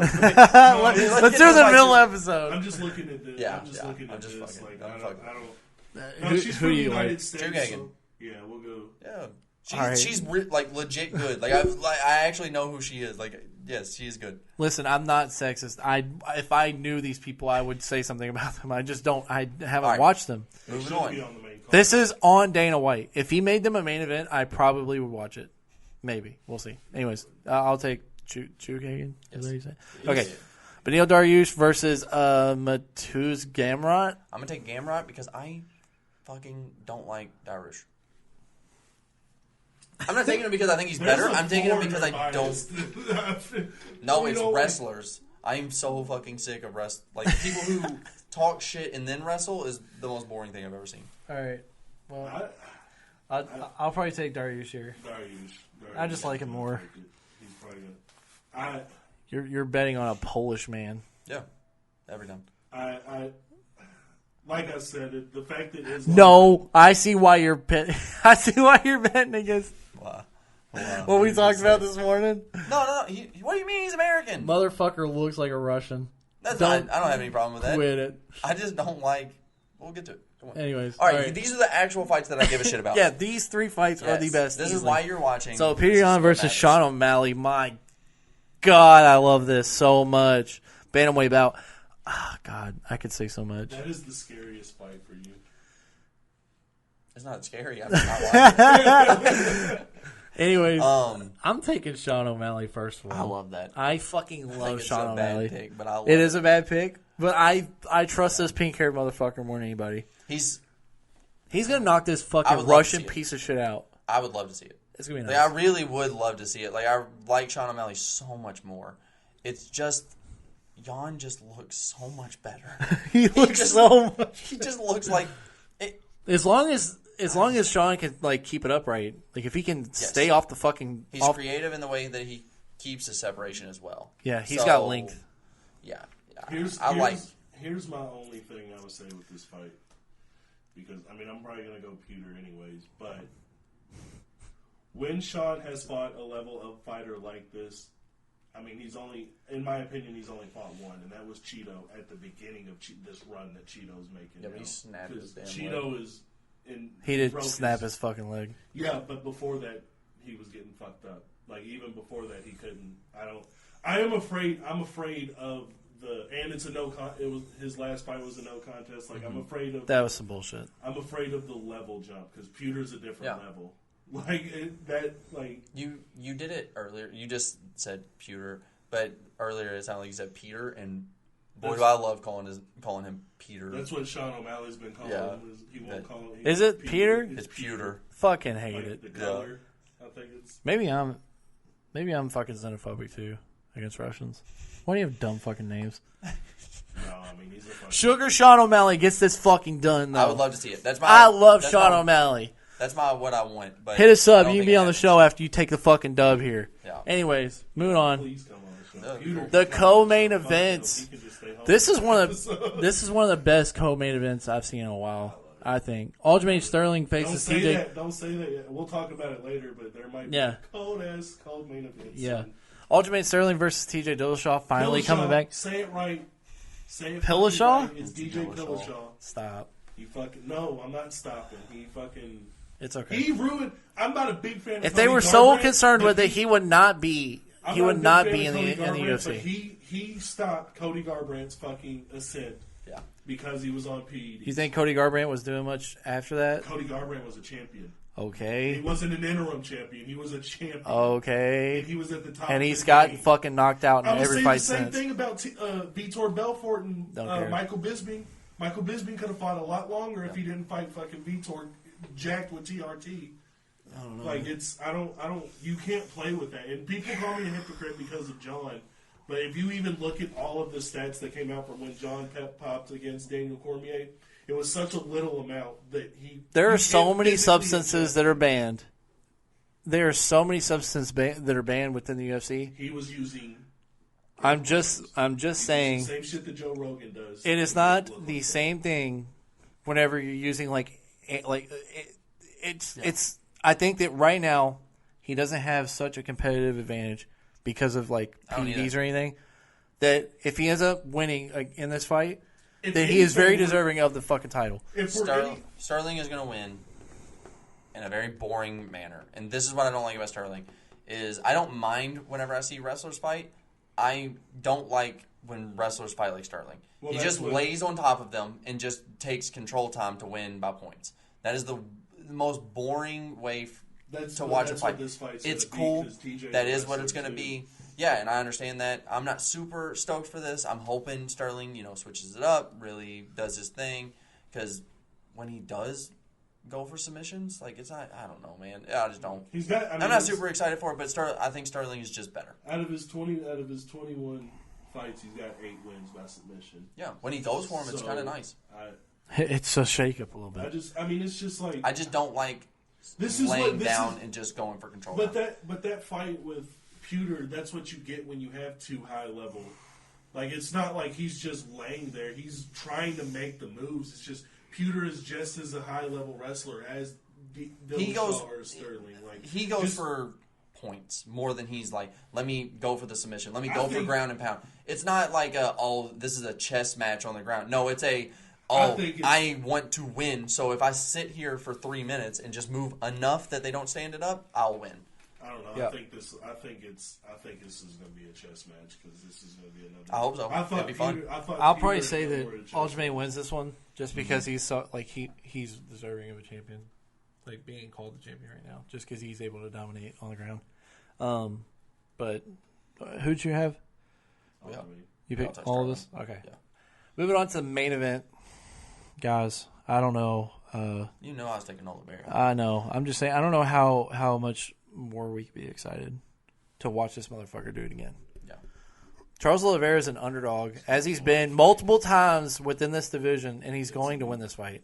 It's going to be so boring because Islam's going to want to do nothing but wrestle, and Charles isn't going to fight that because he's like, yeah, I can submit you off my back. Yeah, Charles is one of the best ground fighters in the entire UFC. This is my example. UFC. Oliveira, love watching him fight. You know the difference? It's jiu-jitsu to wrestling, though. But he is a pure wrestler. Yes, I get that. He was a P1 wrestler. But Oliveira wrestles, And it is fucking exciting. He's going for submissions. He is trying to put the fight away rather than just go for the points.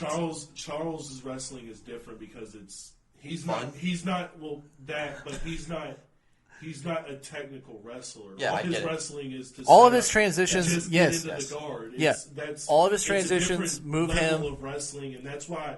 And this is why I'm kind of worried because even though jiu-jitsu is great against anything, the awareness of submissions in great wrestling counters jiu-jitsu. Like, if you can wrestle better than the person, even though they're better at jiu-jitsu and you just have an awareness of submissions, that's why Khabib was able to do it. He fought, he fought, you have a level of wrestling that just negates that. And but I don't think Islam has that. And I know Islam doesn't have it standing up.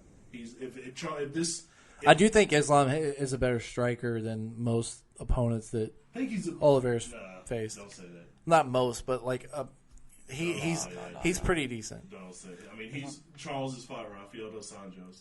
He's fought Gaethje. Poirier. Yeah, those are the two I would point out. I do think that Oliveira wins this, obviously, but I do think that this is probably his biggest adversary in terms of like being capable of losing. Other than Chandler. Chandler's a champ. Yeah. Like this is the person who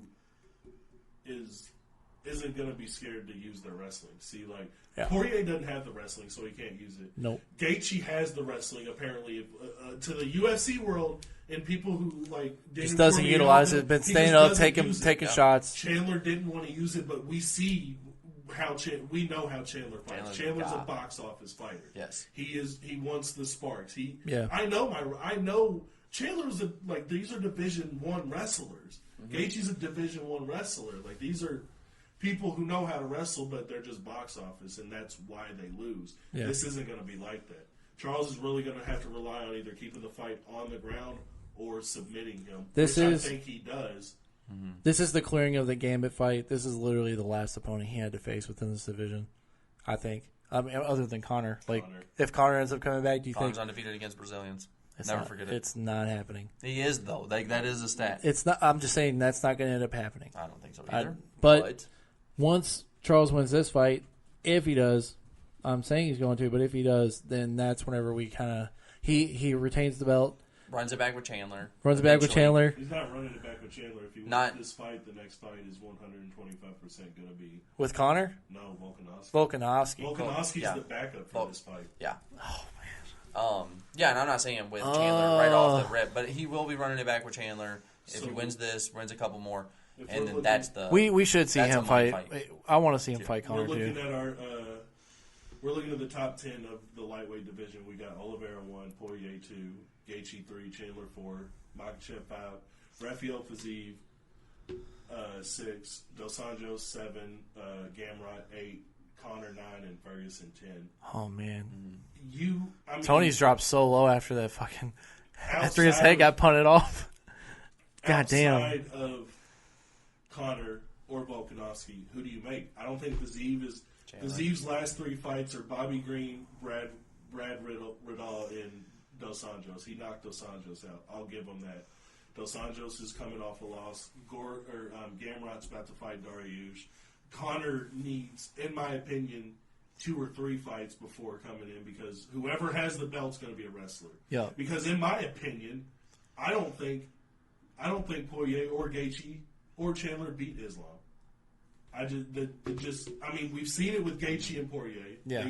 They lost to Khabib, and from all accounts, I'm not.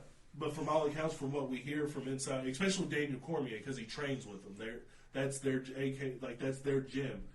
Islam is every bit as the wrestler that Khabib is. That's what I'm saying. That's why I feel like this is the biggest threat to Charles Oliveira. Mm-hmm.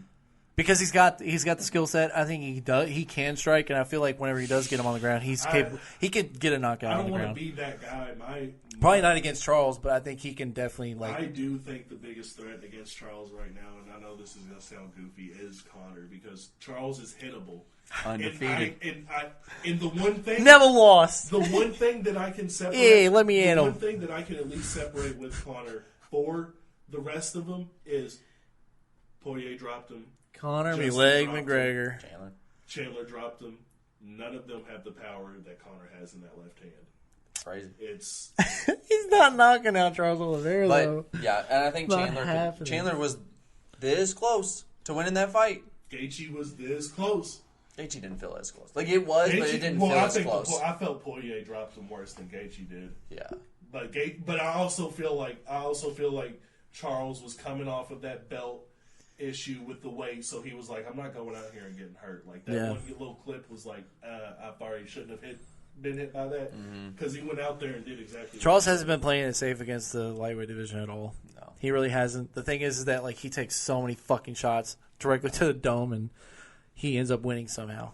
Let me get a fucking submission. Let me choke you out real quick. I want to know where his heart came from because like he was just like he would get hit and just like drop. But He wanted to be a champion, bro. He wanted to be the guy. He took an evolution. He swagged the fuck out. He credits it to his daughter being born. Yeah. I mean, he swagged the fuck out. That's the same thing that happened to Nunez. He's the star of this Nunez division. was always dominant. She fucking has a kid, and it's a different level of dominance. Yup. It's a different level. I know. What it I is. watched Nunez beat the absolute shit out of someone like I've never seen anyone, and then after the fight, take her kid, make the person she just beat the shit out of hold her kid in a picture that they took together. I was like, that is the craziest thing I've ever seen in my entire life. She's a lioness. She's a real lion. This is what she does. But, anyways, we can move on from UFC. It's next fucking Saturday. Yes. And this isn't a late night event. This is a 2 p.m. Eastern. It feels like we haven't had a good one in a minute. Well, we yeah. have, but like it just feels like it's been so Hamzat long. Nate got stolen It's been a from couple us months. because of Hamzat. Yeah. I mean, before that, what was the big one? I think it was Pewter and Sterling. No. Leon Edwards and Usman. Oh, fuck. Yeah, like we've had really good ones this year. It just feels like we haven't in a long time. Like Leon Edwards and Usman was two. I'm glad we finally have. I'll talk about that with my final call, just because that's another one that's projected. But I'm pretty sure we have a time and a date for that. Yeah, it's in London for sure. I hope y'all are ready for this next segment. Another thing, I am not watching this one. Not by like any standards of being like I don't want to. It starts at 2:00. I can't. Yeah. I'll be at work. This one's in the afternoon. Yep. This is at 2 p.m. Yep. Main card starts at 2 So p.m. for anyone that's watching this and doesn't know, it's in Abu Dhabi. it's in Abu Dhabi. Yeah. That's crazy because they usually start Abu Dhabi at 10. No, 2:00. Starts at 2 in the afternoon. So I won't be able to watch this live. So I'm actually going to miss this one. But I will be watching all the recaps and shit. I'll be at work. I'll be at work. I'm going to watch the fuck out of this. Yeah, it's going to be sick. It's going to be fun. All right, moving on. We're going to move on to the NBA. We have our, would y'all say power rankings? Yeah, top 10 teams going into this year. Yep, top 10 teams. I feel like mine's going to be so much different than y'all's. Do you have yours already and everything? We're good. All right, well, who wants to go first? Because I'll go last. Let's just go. We'll do all of our 10s, all of our 9s. All right, my number 10. Round robin. We'll do this. My number 10. Starting at 10? Yeah. Yep. Okay. Yeah, my number 10, the 76ers. Okay. I think that, they're a great team. Good top 10 then if you got them that way. Yeah, I know. I'm not as high on them. I think that James Harden is going to take a little bit of a fall this year, not be as crazy as everyone's expecting. But I think Tyrese Maxey's going to step up. The PJ Tucker addition is going to be big for them. Yeah. Because they need better defense. Yeah, I think they're going to be a solid little squad for real. I just think that they're 1 year older. I think that Tyrese Maxey's finally going to, step it up a little bit. And there's a couple of these teams that really could be moved around, and this is obviously one of them. They could easily jump all the way up to, 6 for me. I think the top 5 was pretty easy for me, but I think that the 6 through 10 was tough, and this is who I have fallen to. You want to go first or me? Mine's kind of hard because I'm just looking at some of the projections, and I just don't know if some of these teams are going to hit it. Obviously the West looks like a dogfight. If I had to go 10 though, I probably will go an East team, and I think it's probably going to be. I don't know. I wanted to say the Bulls earlier, but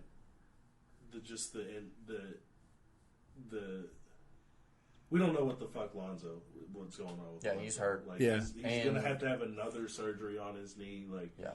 He's hurt, probably going to be out 10's indefinitely, probably and they don't. I think my 10's probably going to be the Cavs. Okay. Okay. I mean, this one hasn't projected 51 wins. I don't think they're going to hit that.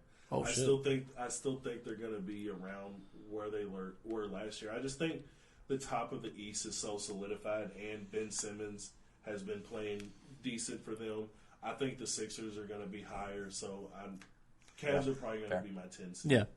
So I don't have the Cavs in my top 10. I do feel like they could potentially end up being, as high as like the 5th best team in the NBA.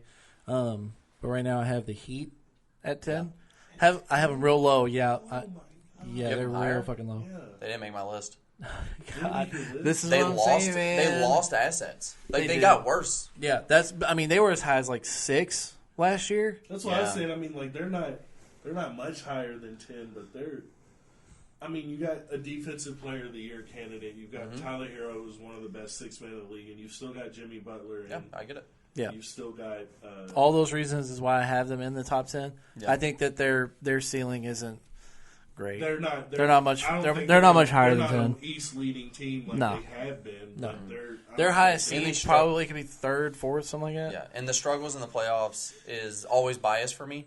Seeing a team how they play in the playoffs is how I expect them to play next year. Yeah. This team could not score a fucking basket outside of 2 players. Yep. There were 2 players that could put up any points, and no one else could. But that's how it usually gets towards the playoffs with them. That's what sucks. Yeah, It's but I even mean- when they were in the finals, it was Butler or bust. Yeah. But you going again? Yeah, my number 9, the Timberwolves.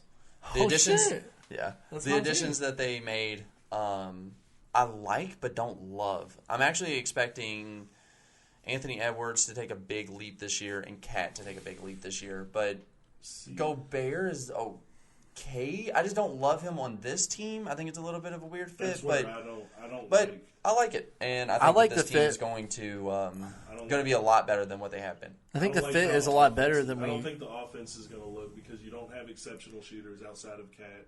Anthony That's a Edwards beast, though. needs to get to the ball, and you're going to have Rudy Gobert, who's just camped Yes, in the lane. that's why I all don't game. love the match. Yeah, but the thing about D'Angelo Russell isn't a game-changing shooter. I mean, are we going to relegate? But you saw Donovan Cat? Mitchell still do it. Like, come on. I think that He their is on a different defense is going to be on a but- different But level. they had people that could shoot. They had shooters around Rudy Gobert.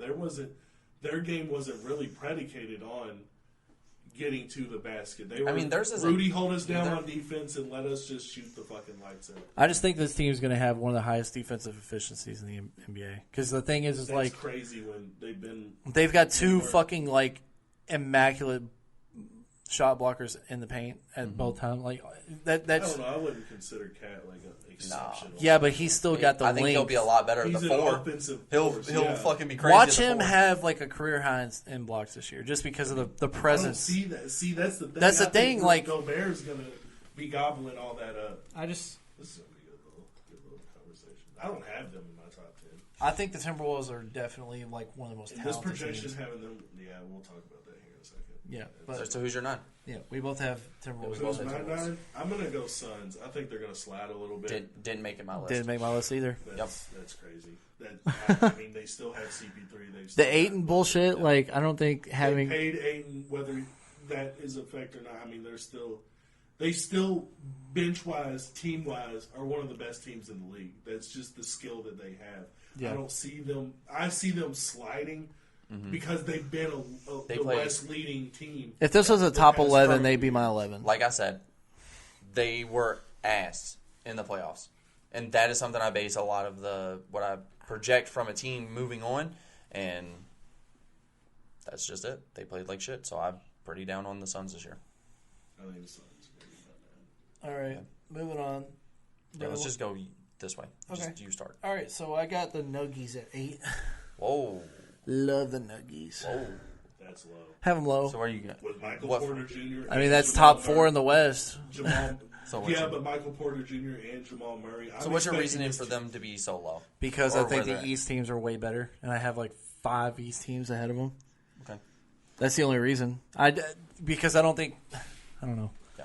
My number 8. They're definitely up at the top of the West teams, Yeah. but like I don't think they're better than a lot of the East teams. My number 8 is the Cavs. Okay. I think the addition that they made was incredible. I expect Evan Mobley to take such a step up. Yeah. I just think that they're all young, and it's going to take them a year or two to really, really get into the role of this. But I project them to be as one of those other teams that are easily could border the top 5. Yeah. They're that good. Just I don't know. We'll see. We'll just got to see how they all work together. They're going to be getting their shit together, and most superstar teams outside of Kawhi going to Toronto usually don't do well year one. Year one is usually figuring the shit out, and then they start to get their shit together, and that's how I feel like this team is going to be. Right. So who's your 8? Warriors. You have the Warriors at 8? What? No, I was saying the Warriors. Like, I was like, KD what the went hell? there the first year they fucking. But they were already winning championships. So.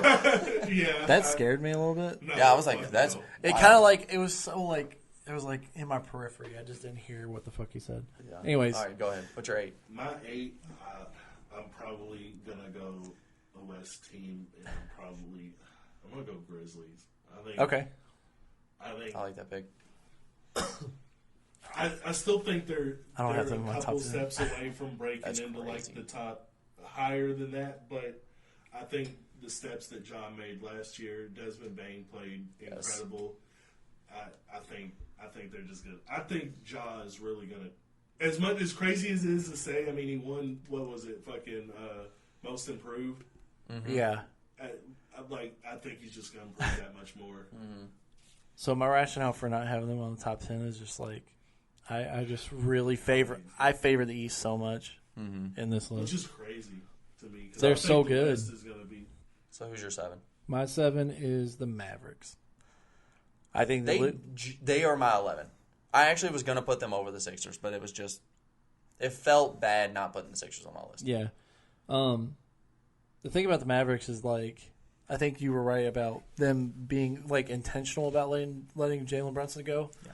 I think that Luka having the opportunities there more, he's going to kind of take the leap into MVP status. Yeah, but I think this is his breakout I year. fully agree with that because this isn't a Are they on your one-man list? game.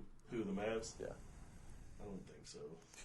I'm already. I mean, it's already kind of high, and I think I kind of have my next few picks picked out and the top 5. Yeah. they're Yeah. not scratching the top 5 for me, so it's Yeah. kind of. I think that if you I'm not saying that Jalen just Brunson look is at the gonna way hurt they played that against the much, Suns. Look at the way they played against the Suns, and you can't tell me this team But isn't you all Brunson expect- on the precipice Brunson of played something. very fucking well. But that was also something that you prefaced earlier: is the Suns played bad in the playoffs. Yes. So. Yeah, but If I had to bet on the Suns playing good and playing to the level that they should, no, I don't think the Mavericks beat them. It's just it's a one man game compared to I have 3 players who can do it. We know at Luka's least gonna be crazy. at least we know in the clutch CP3 is going to be one of the best players in the league. They did pick up Christian Wood, which helps that team a lot, though. I like it, but Christian Woods is more of a rebounder and Which is dunker. Which is what you want with Luka, I would say. I love Luka Doncic. I look at Luka the same way I look at LeBron. You got to fill him with shooters. this motherfucker You is gotta have scoring his so ass good this off, year. though. He could score his ass off, but he He had a career high in What 3-point happens- percentage. He was way better from the free throw line. Yeah, I get- He was more efficient than he's ever been. yeah, and He's only been in the league for how many years I know, now? but look where it got him. You have to have help in this league. Yeah. Why aren't the Lakers winning every championship now? Because LeBron can't do it by himself. KD can't do it. By Yeah, but himself. 7 The has league them is right too outside good. of the conference finals at that point. My number 7 Yeah. is the Grizzlies. Yep. Defensively, insane. Just looking back on my list, John Morant was my 5th on my point guard list. Yep. Desmond Bain was 9th on my shooting guard list. This team is just the way that they've stepped up. The way they're just so much better than what they were. NBA. Yeah, for Yep. sure. And the way that they played whenever Ja went out is just They stepped it up. crazy. Yeah. And I think that you saw that they're young. That's the big thing. Is I love there are it. a lot of young players A on lot this of these team. up and coming teams are younger. Yeah, That's and it the helps thing. that team so much. As I long think as they they're get the gonna develop a consistency, lot. he's probably gonna. That's where I don't like the Mavericks. Is Luka's young. You need to get him a team now so he can learn and play with them. Kristaps, that's a wasted move. It's not. He's all right, but And that's why he's gone. Yeah, but there's no availability there either. It's not like you can just pick any superstar out of the fucking It's fringe. also Dallas though. Like I don't necessarily. They weren't. Like what wing is available for Luka to take control of and kind of like figure anything out, bro? I mean, even small moves like the Celtics getting Malcolm Brogdon and it completely changed our outlook. Crazy. It's one move. But like even if they went and got Danilo Gallinari, like that's who the Celtics picked up, which is another pick that I like because it's another bench filler who can score. Yeah. But like even if they were to go get him, that's help. Like, so who's your 7? My 7 is the Heat. I think that makes sense. I think they're outside of the top 5 for sure, but I can't have them outside of the top 10. I mean, I think Bam Adebayo is probably going to win Defensive Player of the Year this year. I mean, he's been so close. Do you think losing PJ Tucker just doesn't hurt him at all? No, I think it hurts him, but I just think this team it's almost like the Patriots. Like, when have they been bad? Yeah, like you can bet an Eric Spoelstra coach team is going to be good. Fair enough. Well, the Patriots and the Steelers, same type of thing. Same thing. Like I mean, they're institutionally great. And this team still has the. And they have one of the best fucking guards in the NBA. Jimmy Butler's amazing. Yeah, I fucking love the guy. He's just so good. 6. Who's your 6? Moving on to 6, I got the Nets. I also have the Nets. Okay, fuck yeah! You have Nets too? Yeah. All right. The least predictable team.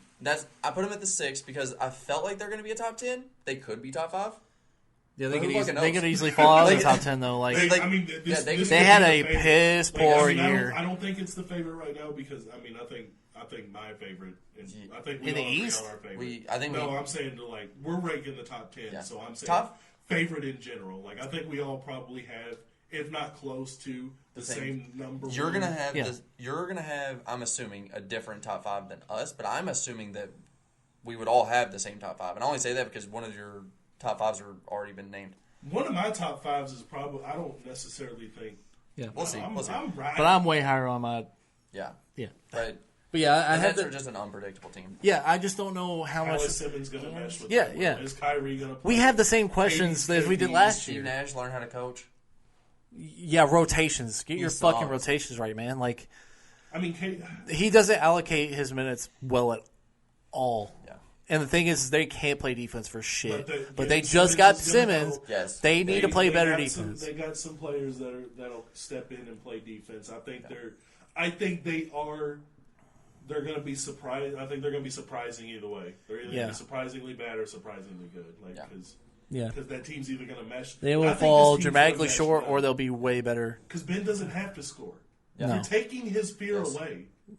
I mean, you say you're going to take a couple threes. I'd like for him to fucking score. I don't need you to have any threat. He needs nice, to be threatening at all. Like, honestly, his threat is 10 rebounds, 10 assists a game. His defense. That's his threat. You're just a space on the floor on offense.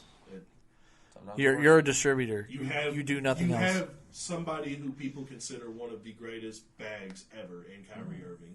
I know. Like if we had KD's considered the best. I'm not criticizing Kyrie or I KD. was going to say I think KD is the best scoring. Nobody's criticizing those guys. We're talking about that guy. We're talking about Ben Simmons. Yeah, but I don't think Ben Simmons. It's a lot different when Ben Simmons is your number 2 compared to him being your 3rd. When he's on the court late in games in the playoffs and he is missing free throws, what is that going to say? It's going to be the same shit that happened. It's the same shit that's going to happen that happened in Philly. He's not going to have the ball in his hands because Kyrie and okay, KD, then he's not going to be doing anything. I'd rather have Kyrie and KD than Embiid. I don't think that's a crazy. I agree with that. Yeah, I mean, that's why Ben's going to play better. Yeah, I think he's going to play better, but he's also got to be like involved in the offense. He will be. I hope it's not just as a distributor. He needs to be getting like pick and rolls. He needs to be fucking like taking like really wide open layups and shit. Like, did you hear him talk about that wide open layup that everyone says is like the worst play of all time? No, I don't think that was necessarily a bad play. Yeah, I think he should have dunked his ass in the. But he said dunked his ass in a split second, he caught the ball, he turned, he saw 2 defenders running at him. He thought they'd get there quicker, so he made the decision. That's one thing that I don't like doing is questioning because we're not in the situation. Yeah, of course. But from the outside, hindsight's 20. The criticisms that are there are legitimate, though. He just needs to be able to shoot the ball at all. Well, he even said, he was like, I would have dunked that ball if I knew that they were slow. He was like, I just thought they were actually going to give him the benefit of the doubt there. Yeah. No, he's just that's the thing about Ben. He's so athletic. He's so fucking good at everying. Yeah. Except shooting. So number 5. All right. I think we should. My 5 is Philly. So we don't have the same 5. I have the definitely Sixers. don't have Philly at 5. I just think that James Harden's going to be way better than you think they are. That's fair. Yeah, I don't think he's doing bad Because he's it feels gotten like I'm back saying into he's doing shape. bad, I think that if he's like, I haven't said Philly, have I? no, I was going to say, yeah. I just don't know who you're gonna sleep on this list. But 5, and they got PJ Tucker. 5 is Warriors for me. Yeah. And I say it because Draymond just punched another player right in the face. Draymond is going to be gone. At this, Is it necessarily a bad thing though? Yes. Even if Draymond helps that fucking team. He helps. I know it that does, team, but like you still got Poole, you've still got I think they're Wiggins, the 5th best Clay, team in the and Thompson. You got they picked up DiVincenzo and JaMychal Green. Like they're gonna be great. They're gonna be the 5th best team. Like that's really fucking good. No, see, I don't. I feel like it's low, but it's all good. It is. My 5 is, I'm going with you. My Sixers? 5 is, Okay. actually, no, just because I think they'll. Like, what East teams do you think they're better than? Because they're not better than the West teams that are left for you to pick. I don't think. Well, I mean, I have 2 East teams in my top 5. So who's your? I have 3 East teams in my top 5. But, yeah, it's crazy. I think it's kind of crazy. While you're thinking of your 5th, I think it's kind of crazy for you all to just be like, oh, one of the dynasty players on this team that has helped them win all the championships. No, I think it's going to be a huge. No, I'm not impact. saying- I just think It's like they just offered. They're still not offering Draymond his bag, and they just gonna get get it. They don't have the money. and they just get Poole his bag. Like That's they're what they got. they're Okay, if they're that's- obviously moving forward. If that's from the take, Draymond. then whenever Draymond ends up on, I don't know, like with the Lakers, which is basically the trade that has been discussed, and Westbrook's going to the fucking Pacers at this point, I want to hear more rhetoric around the Lakers being a far better I saw that team. 3-way trade. Fucking, I would do as crazy as Every that team is, in that to fucking get trade Miles gets- Turner on yes. the Warriors right now. Yes. I'm okay with that. Yeah, They need big men. yeah, but yeah. So who's your 5th? My 5th is I'm going to go with the Sixers. Okay. Yeah. And I'm probably being a little biased with this pick. How do you feel about James Harden? Because He looks good. yeah, Just from what I've seen, he looks good. I don't think he's 2018 James Harden, but I think he's gonna be 20. We're acting like that. That's such a. I know. Yeah, one of the I know greatest he's players been of all a snipe, time. But, one of the I'm not greatest acting like scoring that. seasons ever. He averaged, 35? Yeah. Like, we can't expect him to do that No. again. Like, He had I he don't had a think- fucking string of games like if he's 40 to 20 50 and points. 10, this That's is a great. top That's 4 phenomenal. team. Yes, Yeah, I agree. This is a top 4 Yeah, team. they're in the With a Eastern healthy Conference Finals, I Embiid, think. Tyrese Maxey With that kind of playing the way production. he is, yeah. I agree. healthy, top 4 team. I have Yeah, who's your 4? the Eastern Conference Finals champion Boston Celtics I do too. at number 4. I do too. The additions that they made makes me like them a fucking lot. I don't. You don't. I don't. That's fine. I But yeah, have them higher. yeah, that's respectable. The additions that they made were just so perfect Yeah. for what they needed. And Jason Tatum's really taking a step. Yeah, Like The he's so fucking good. The only things that make them 4 and not higher is one. I fucking think the next 3 teams are just through They're the roof so phenomenal. good. But I also think that for the Celtics, Jaylen Brown was up for trade on that Nets deal, and I don't know how. How that makes him feel? Yeah, I just don't know if there's gonna be any like. I don't know how you could have any. I don't know how you. Like could he feel. was pissed. Like he really was. I understand and you'd I be don't know, pissed, but it's Kevin Durant. yeah. That's what I'm saying. You can't be pissed. Just shut the fuck up. Are you Kevin Durant? No. Exactly. Will he If ever you're be not- Kevin if you're Durant? not Probably not. KD, you can't. Like you. Just you have know to that that's the kind of player that any team could use. Yeah, but So that's my only thing. Is You're I think not the there's gonna be number a little one bit player, of. and a player who's better than your number 1 player Yeah. had a chance to be there. You are just collateral damage at that point. So who's your 4, and why is it the Lakers? Why is it the Lakers? Just why is it the Lakers? It's not the Lakers. Lakers aren't even in the I top. know. I don't have No in the one's top putting 15. the Lakers in the top 10. I am in. I get it. I am on the other team. The Clippers? Clippers are going to be the 4? Yes.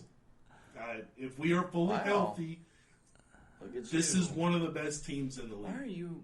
Why are they so Quit, low? yeah, quit calling yourself a Clippers fan, man. The fuck you is this undersold shit? The Clippers. No, I I think the have top them higher. 3. I think the top 3s. I think the top 3 is probably pretty set, in my opinion. based on last I year. do too, with Clippers on that list. For I top love 3. the Clippers. I'm having the questions. Is Kawhi going to play the full season? Yeah. Is Yeah, you're Paul- skeptical of their health? Well, Yeah. yeah. If I'm betting on health, I mean, I'm moving all these teams around. But That's how I have. I'm betting on if all these teams are fully. Yeah, and have the Lakers This is 30th. just going into it. Like this Yeah. is. I mean, they're 2 in the Western Conference. They're to me. great. Yeah. Like that's just Yeah. like it's I just think the top three, my top three is pretty solidified. Yeah. Same. So I have the Clippers 3. Same.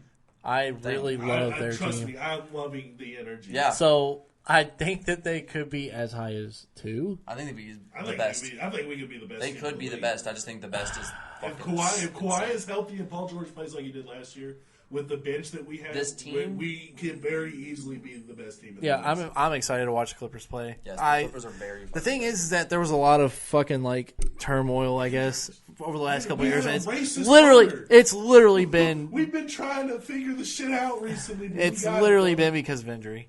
Yeah. So like I think as long as they're healthy, which is a big question mark, Yes. they are The reason they're not they're so good. Yes. The reason they are not 2 or 1 for me is because they are the Clippers.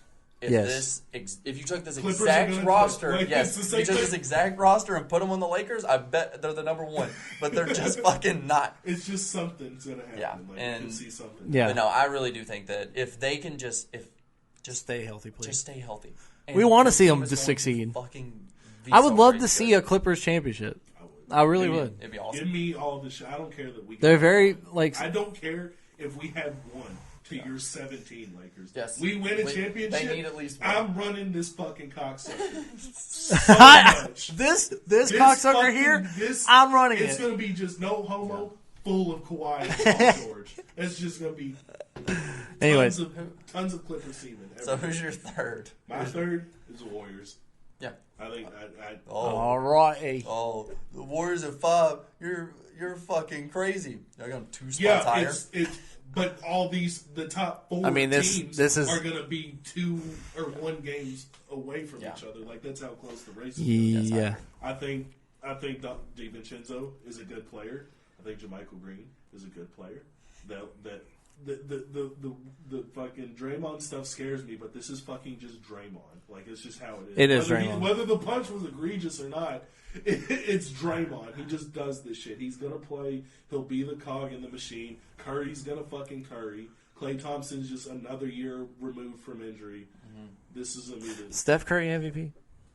Is it possible? Not my vote. no. Is it possible? Yeah. It's definitely possible, but it's not my vote. I think it's Number 2. possible. Yes. It's very possible. I Number think 2. You don't see y'all's 3? Yeah, Yeah, that's who we just all did. Oh, so Your Warriors were 3. and we had the Clippers. I said they. Yeah. We had the Clippers. Yeah. I have the Warriors at 2. I have the Nuggets at 2. The Nuggets at 2. Yes. They That's were wild. back-to-back MVP. I gotta They redo my already- shit because I don't have the Nuggets, but I don't think they're better than my top 2, and that's really bothering me. Yeah, you should have made this list before. Well, I'm just fucking I've been with- I'm just putting fucking with it's hard. But yeah, I have the Yeah, go Warriors ahead. too. I Why just you got think the Warriors that were you. I think that if I had to guess, I do think Draymond may end up getting traded, but the return is not necessarily. If they get Miles Turner, Yeah. Yeah, I think it's the return could be just as productive as the Draymond. Spotty, but phenomenal. defender in the world. Yes. Yes, Every other week that dude. I is the hope it best happens player in because the that league. means that the Lakers no longer have Westbrook because he's going to be involved in any fucking 3-way trade. I'm so sick of the Westbrook hate. It's bullshit. It's bullshit. He's still on the What the team. fuck are we supposed to do? I don't want him on the team. Just be nice to him. He deserves. No, we are fucking fading anybody named Russell on this show. That is true. I do hate different Yes. Russell. Russell's haven't had a good track record on this. Yeah, show. even That's good. as unfortunate as it is, Bill Russell fucking died. Oh, I'm just saying, Yeah. it's been shitty this year But for even Russell. then, even if they don't have Russell Westbrook, I still don't think the Lakers are a top 10 team. Not with the roster constructed how it is right I mean, now. as long as they could get But fucking, you know if it's they gonna could get Draymond somehow out of this situation, then yeah, maybe. But like, they got to prove it. They can't fucking shoot. They can't do anything. And you're going to add a player who can't fucking shoot. Yeah, but he can. Yeah, that's help. why I don't like that. He can play the But- position that LeBron plays. He can play. We ain't talking about the Lakers. The Lakers We're are talking about- dog. We're talking about the Nuggets here. For me, Nuggets are 2. I have back-to-back MVP. Yup. Second best player in the league, maybe third, Jamal Murray come back. maybe third or fourth, maybe. No, He's at least top 5, unarguably. I got to figure Last week, There's no way they're not in last year, they were the 6th seed with injuries that are coming back, and the teams above them were the Jazz, who are now the second worst team in the league, maybe the worst. The Mavericks were above them, and if the Nuggets were healthy, they're definitely better than the Mavericks. The Grizzlies were above them, which maybe, but like, come on. That was an insane regular season. The Suns were above them. I don't think that's if this Nuggets team is fully healthy. Like, it's crazy. This team is so good. I'm going to just make it easier for everybody watching. I'm literally just moving everybody down. Clippers to 5, Nuggets 4. Okay. Everybody else just moves down 1. Yeah. Okay. Because Nuggets have to be top 5. I think they have to be in your top 5. But I think my top 3 is just it's so hard because I believe in my top 3 so much. I'm staying in the fucking East, though. Celtics, yeah. It makes sense. The moves were crazy. It was perfect. They needed a point guard. That's all they needed, and they went and got one of the most well-respected role-playing point guards in the league, like Malcolm Brogdon's. What they needed, they're easily. I can't believe they. I think we probably all have the same one. Then. Yeah, we have to. We have to have the same one. Best team in the league. The Bucks. Led by the best player in the league. The Bucks. Okay, yeah. Come on. We all have the same one. It's. I think it's very went to clear. Game 7 injured. Yeah. With the team that was in the championship. Chris Middleton wasn't there. Not just that their players that were out were injured, but the fucking best player in the entire NBA was also hurt. Playing hurt. Their second best player was out. He is. Too. Yeah, I think that's my MVP he is on the fucking track to being the greatest player of all time right now. Could be. He very well could. That seems crazy. Yes, but look at it's what he's crazy. done already, I get it. and tell me he has gotten what exponentially better. MVPs and Defensive Player of the Years as he has. I get it. Already, I get it. But he's one of the youngest champions ever. Young. He's one of the youngest finals MVPs ever. I mean, I agree with Shaq. This is the second. Everyone's like Joel Embiid's the second coming to Shaq. No, it's Giannis. Yeah. Giannis is doing to people what when you watch Shaq and you're like, that's a fucking foul. What does everybody say about Giannis? He's just fucking fouling people. Yeah, and he doesn't get called like Embiid does. Embiid's the fucking he shoots more free throws than anybody. And it's fucking crazy that if he fucking what did Gilbert Arenas said? He'd be so much better if he understood the game of basketball. You tell me how somebody drops a 50 ball at the end of the finals to win a fucking championship doesn't understand the fucking basketball. Dude's phenomenal. I think he's the best player in the NBA. There's definitely going to be some variance there. I think the gap between 1 and 2 will be the biggest gap between all of them. So, 2 through 10 are going to be real close, and then they might be 3 or 4 games ahead of them. Yeah, which will be because I'm thinking that at least 2 through 5 all going to be at least the 1 game. The big thing, though, also, and this is the detriment to the Heat as well. Those teams that have made it that far, they don't give a shit about the seeding. Yeah. The Bucks are a team that could easily just be the 7th seed and just not. Yeah, they could be in the play-in and dominate. Dominate everyone because they understand they understand they just need. This is what the Heat did back in whenever LeBron first got there. They weren't considered they got the first number 1 seed whenever he first got there, and then they kind of tailed off and Yeah, because you just don't need it. They're we'll go as low as 4, but we're not going to fucking... It doesn't matter. Whoever we play, we're going to end up beating anybody. As long as you secure your playoff spot, that's all you need. And if anything, teams are going to go for the how many fucking times in a row... It just matter, I would rather play... But I don't think this is a... I don't think, at least for the West, because the West has been accused of that bad. Whereas the East, it's always a dogfight. Mm-hmm. All the games are always close. The West is where you notice, okay, this team is... kind of sliding, because that's what they said about when we lost to the Mavericks. That's what they said. Y'all fucking slid to the 4th seed to play the Mavericks. Y'all ready for last call? Sure. Yeah. Let's get it. I guess I'll go first. I gotta find my fucking. I wish I could send it to you so I can pull it up on You're good. Your Twitter. But. So, we're gonna try to do some interactive shit here. Cody hasn't been here for a couple weeks. I'm going to try to get him involved with my last call. Mm-hmm. Going to have some NFCs recap right now. You had the Commanders. You picked the Commanders in your bowl predictions. I don't want to be held to that as much as I hate it's bullshit, I understand, but you took it, and you're going to stick with it. So I had 3 NFC teams making the playoffs. Looks pretty fucking on point at this point. I didn't expect these 3 teams to be as good as they are, and I didn't even have the Giants within those fucking 3 teams. I had the Commanders over them, but the fact of the matter is that we have the most wins of any division coming from this division. You know what I mean? Combined. They have the best record as a division in the entire NFL. And to me, it's really going to come down to the divisional matchups because I think these three teams can win any game outside of the division, I think. Except for, like, the Giants, I think that they're going to have, struggles with, like, Minnesota. I agree with what you're saying for the top.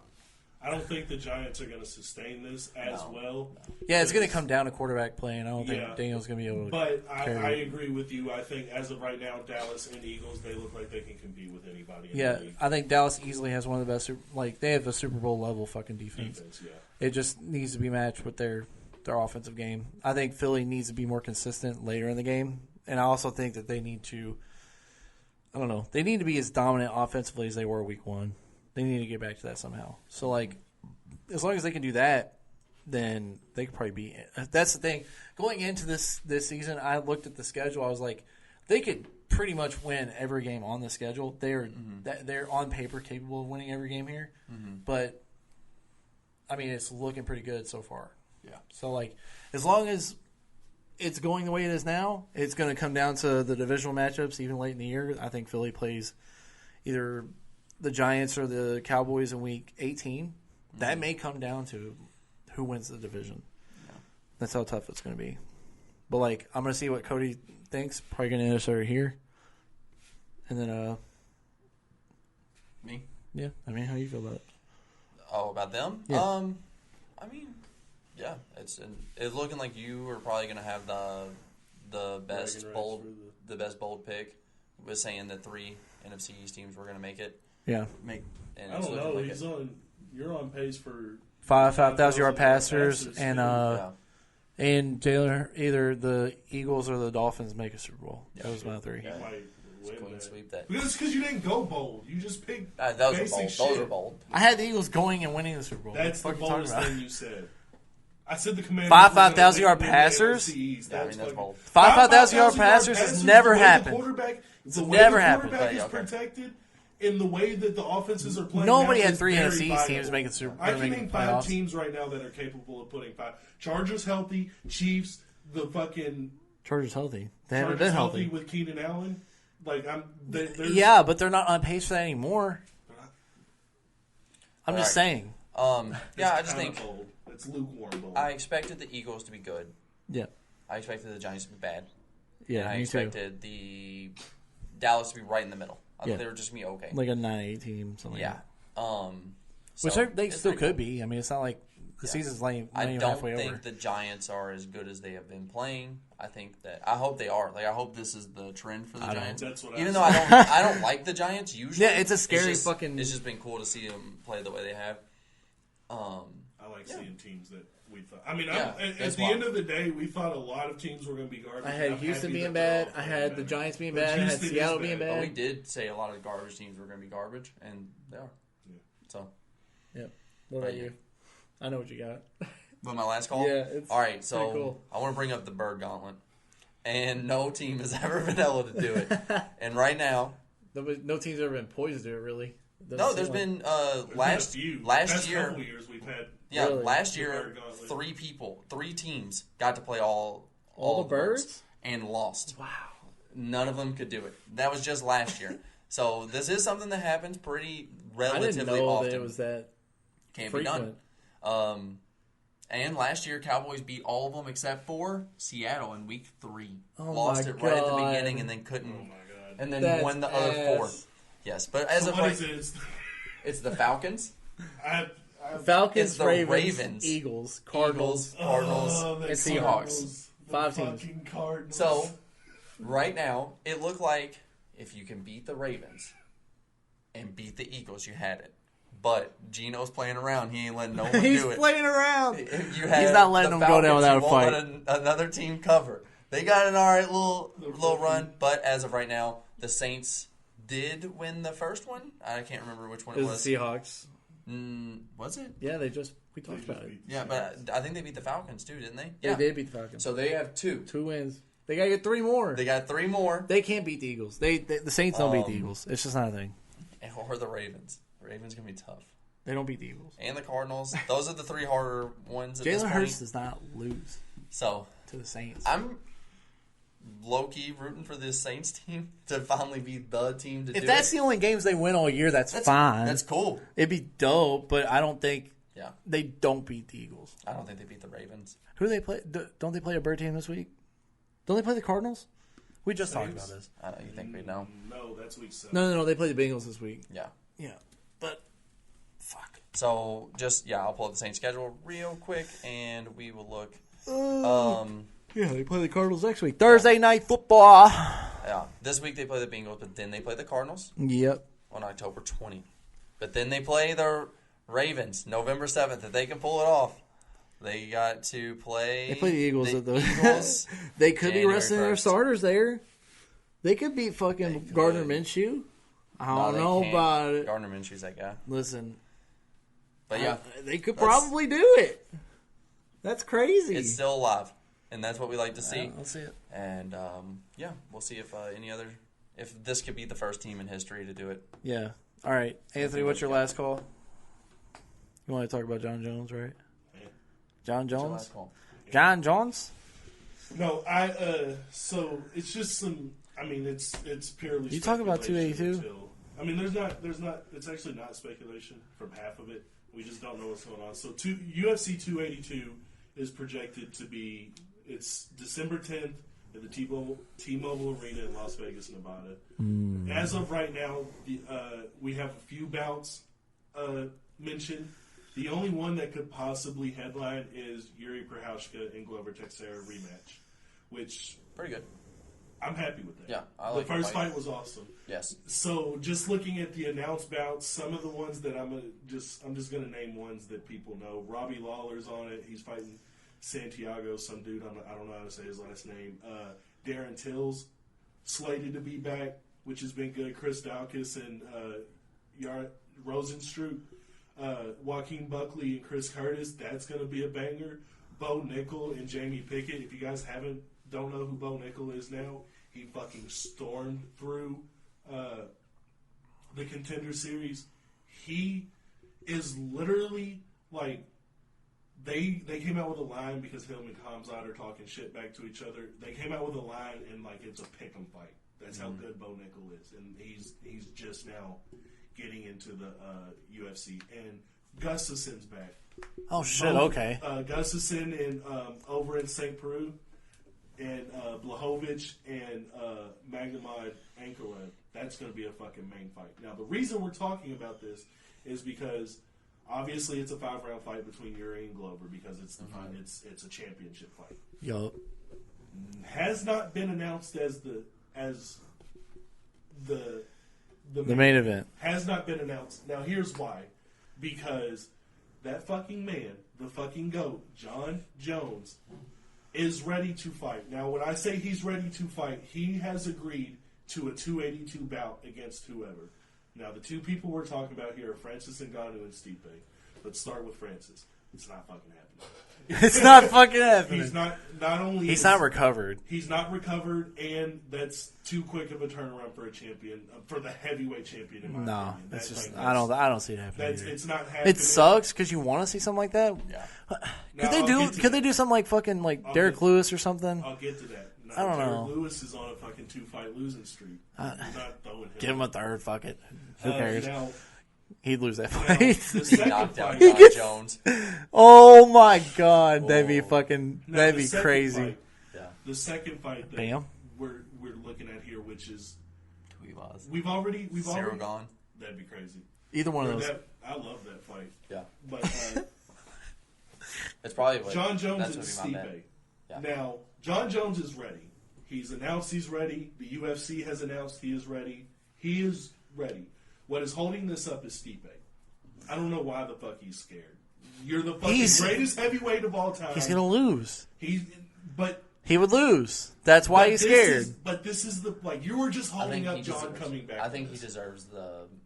I think that He deserves a believes fucking rematch he in a title deserves the fight. rematch for the title fight. Yes. Make it an interim title. Make it a Then third fight. make it an interim title fight. Yeah. Well, that's what Francis isn't back yet. That's Just what make that's it what interim. it will But be. if he- if it's Stipe and John, it will be an interim title fight. It'll be the main event.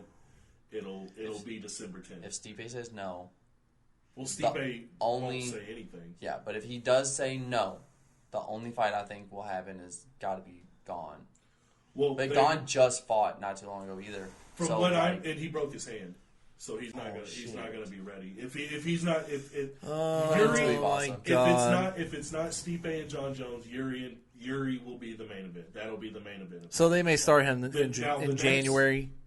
March, because March is when Francis will be ready. Yeah, but John's ready now. He's not gonna wait that long. He wants a fight for the heavyweight championship. His ass is going to sit there. Yeah, but he could beat anybody in the heavyweight division. But I'm not taking the chance of getting him as a heavyweight. I believe he hasn't fought in so fucking long though, and everyone still believes in him. Like there has to be some. Yeah, he needs to fucking fight. I'm having the reserves because, as far as we know, he's not doing coke anymore. I mean, he beat Daniel Cormier after a weekend of doing blow. Yeah, coked up. I mean, he has had some controversy since then too. He's had the some arrest or whatever. He also had the funniest video I think or the scariest video for someone else.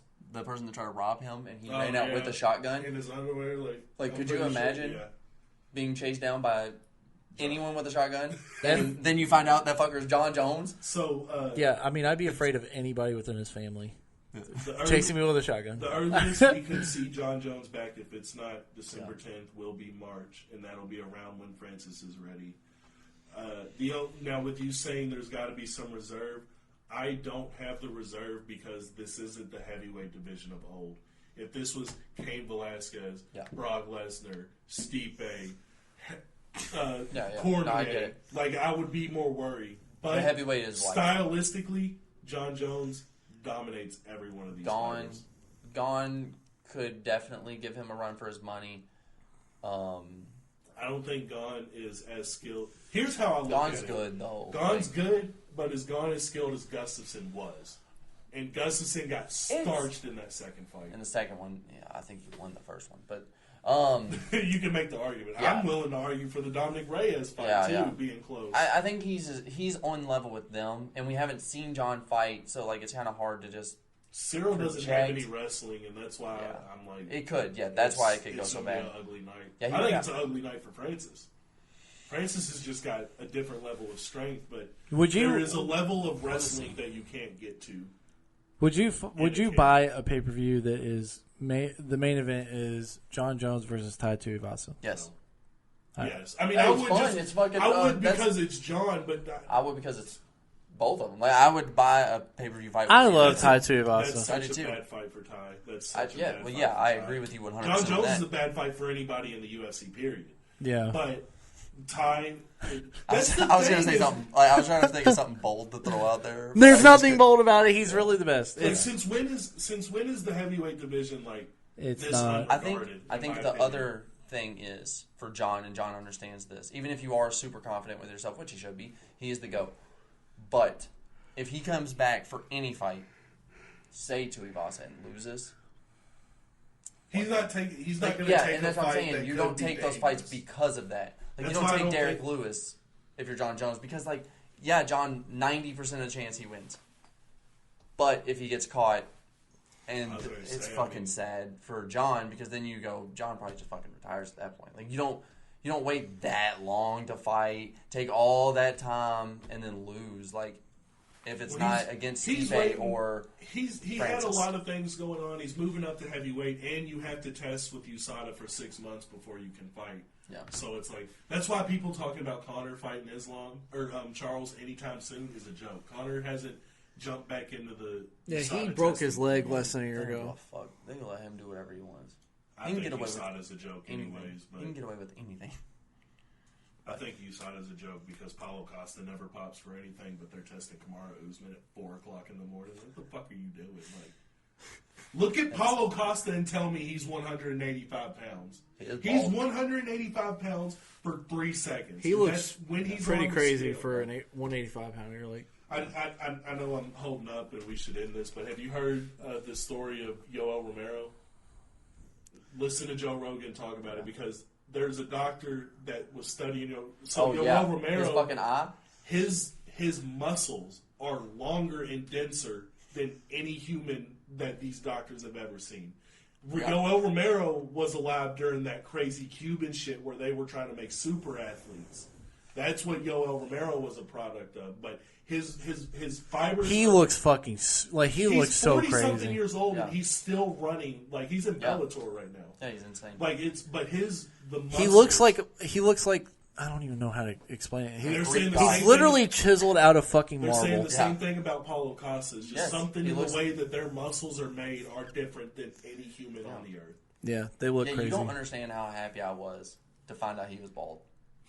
That his Paulo hair's fake. Costa's- His hair's fake. You're lying. No, he can't be perfect. So I had to find Paulo something wrong with Costa's him. That motherfucker's not bald. I love Paulo Costa. I think he's Greatest fucking Twitter page to follow. He has his hair. What is it? You Hair didn't know implants? No, I didn't know that. Hair plugs, I guess is what it's called. Yeah. Hold on. Let me see this shit. No. Yeah, that's what. No. All right, way. that's been another week of the Totally Not Biased podcast. Episode 8. We'll see y'all next week.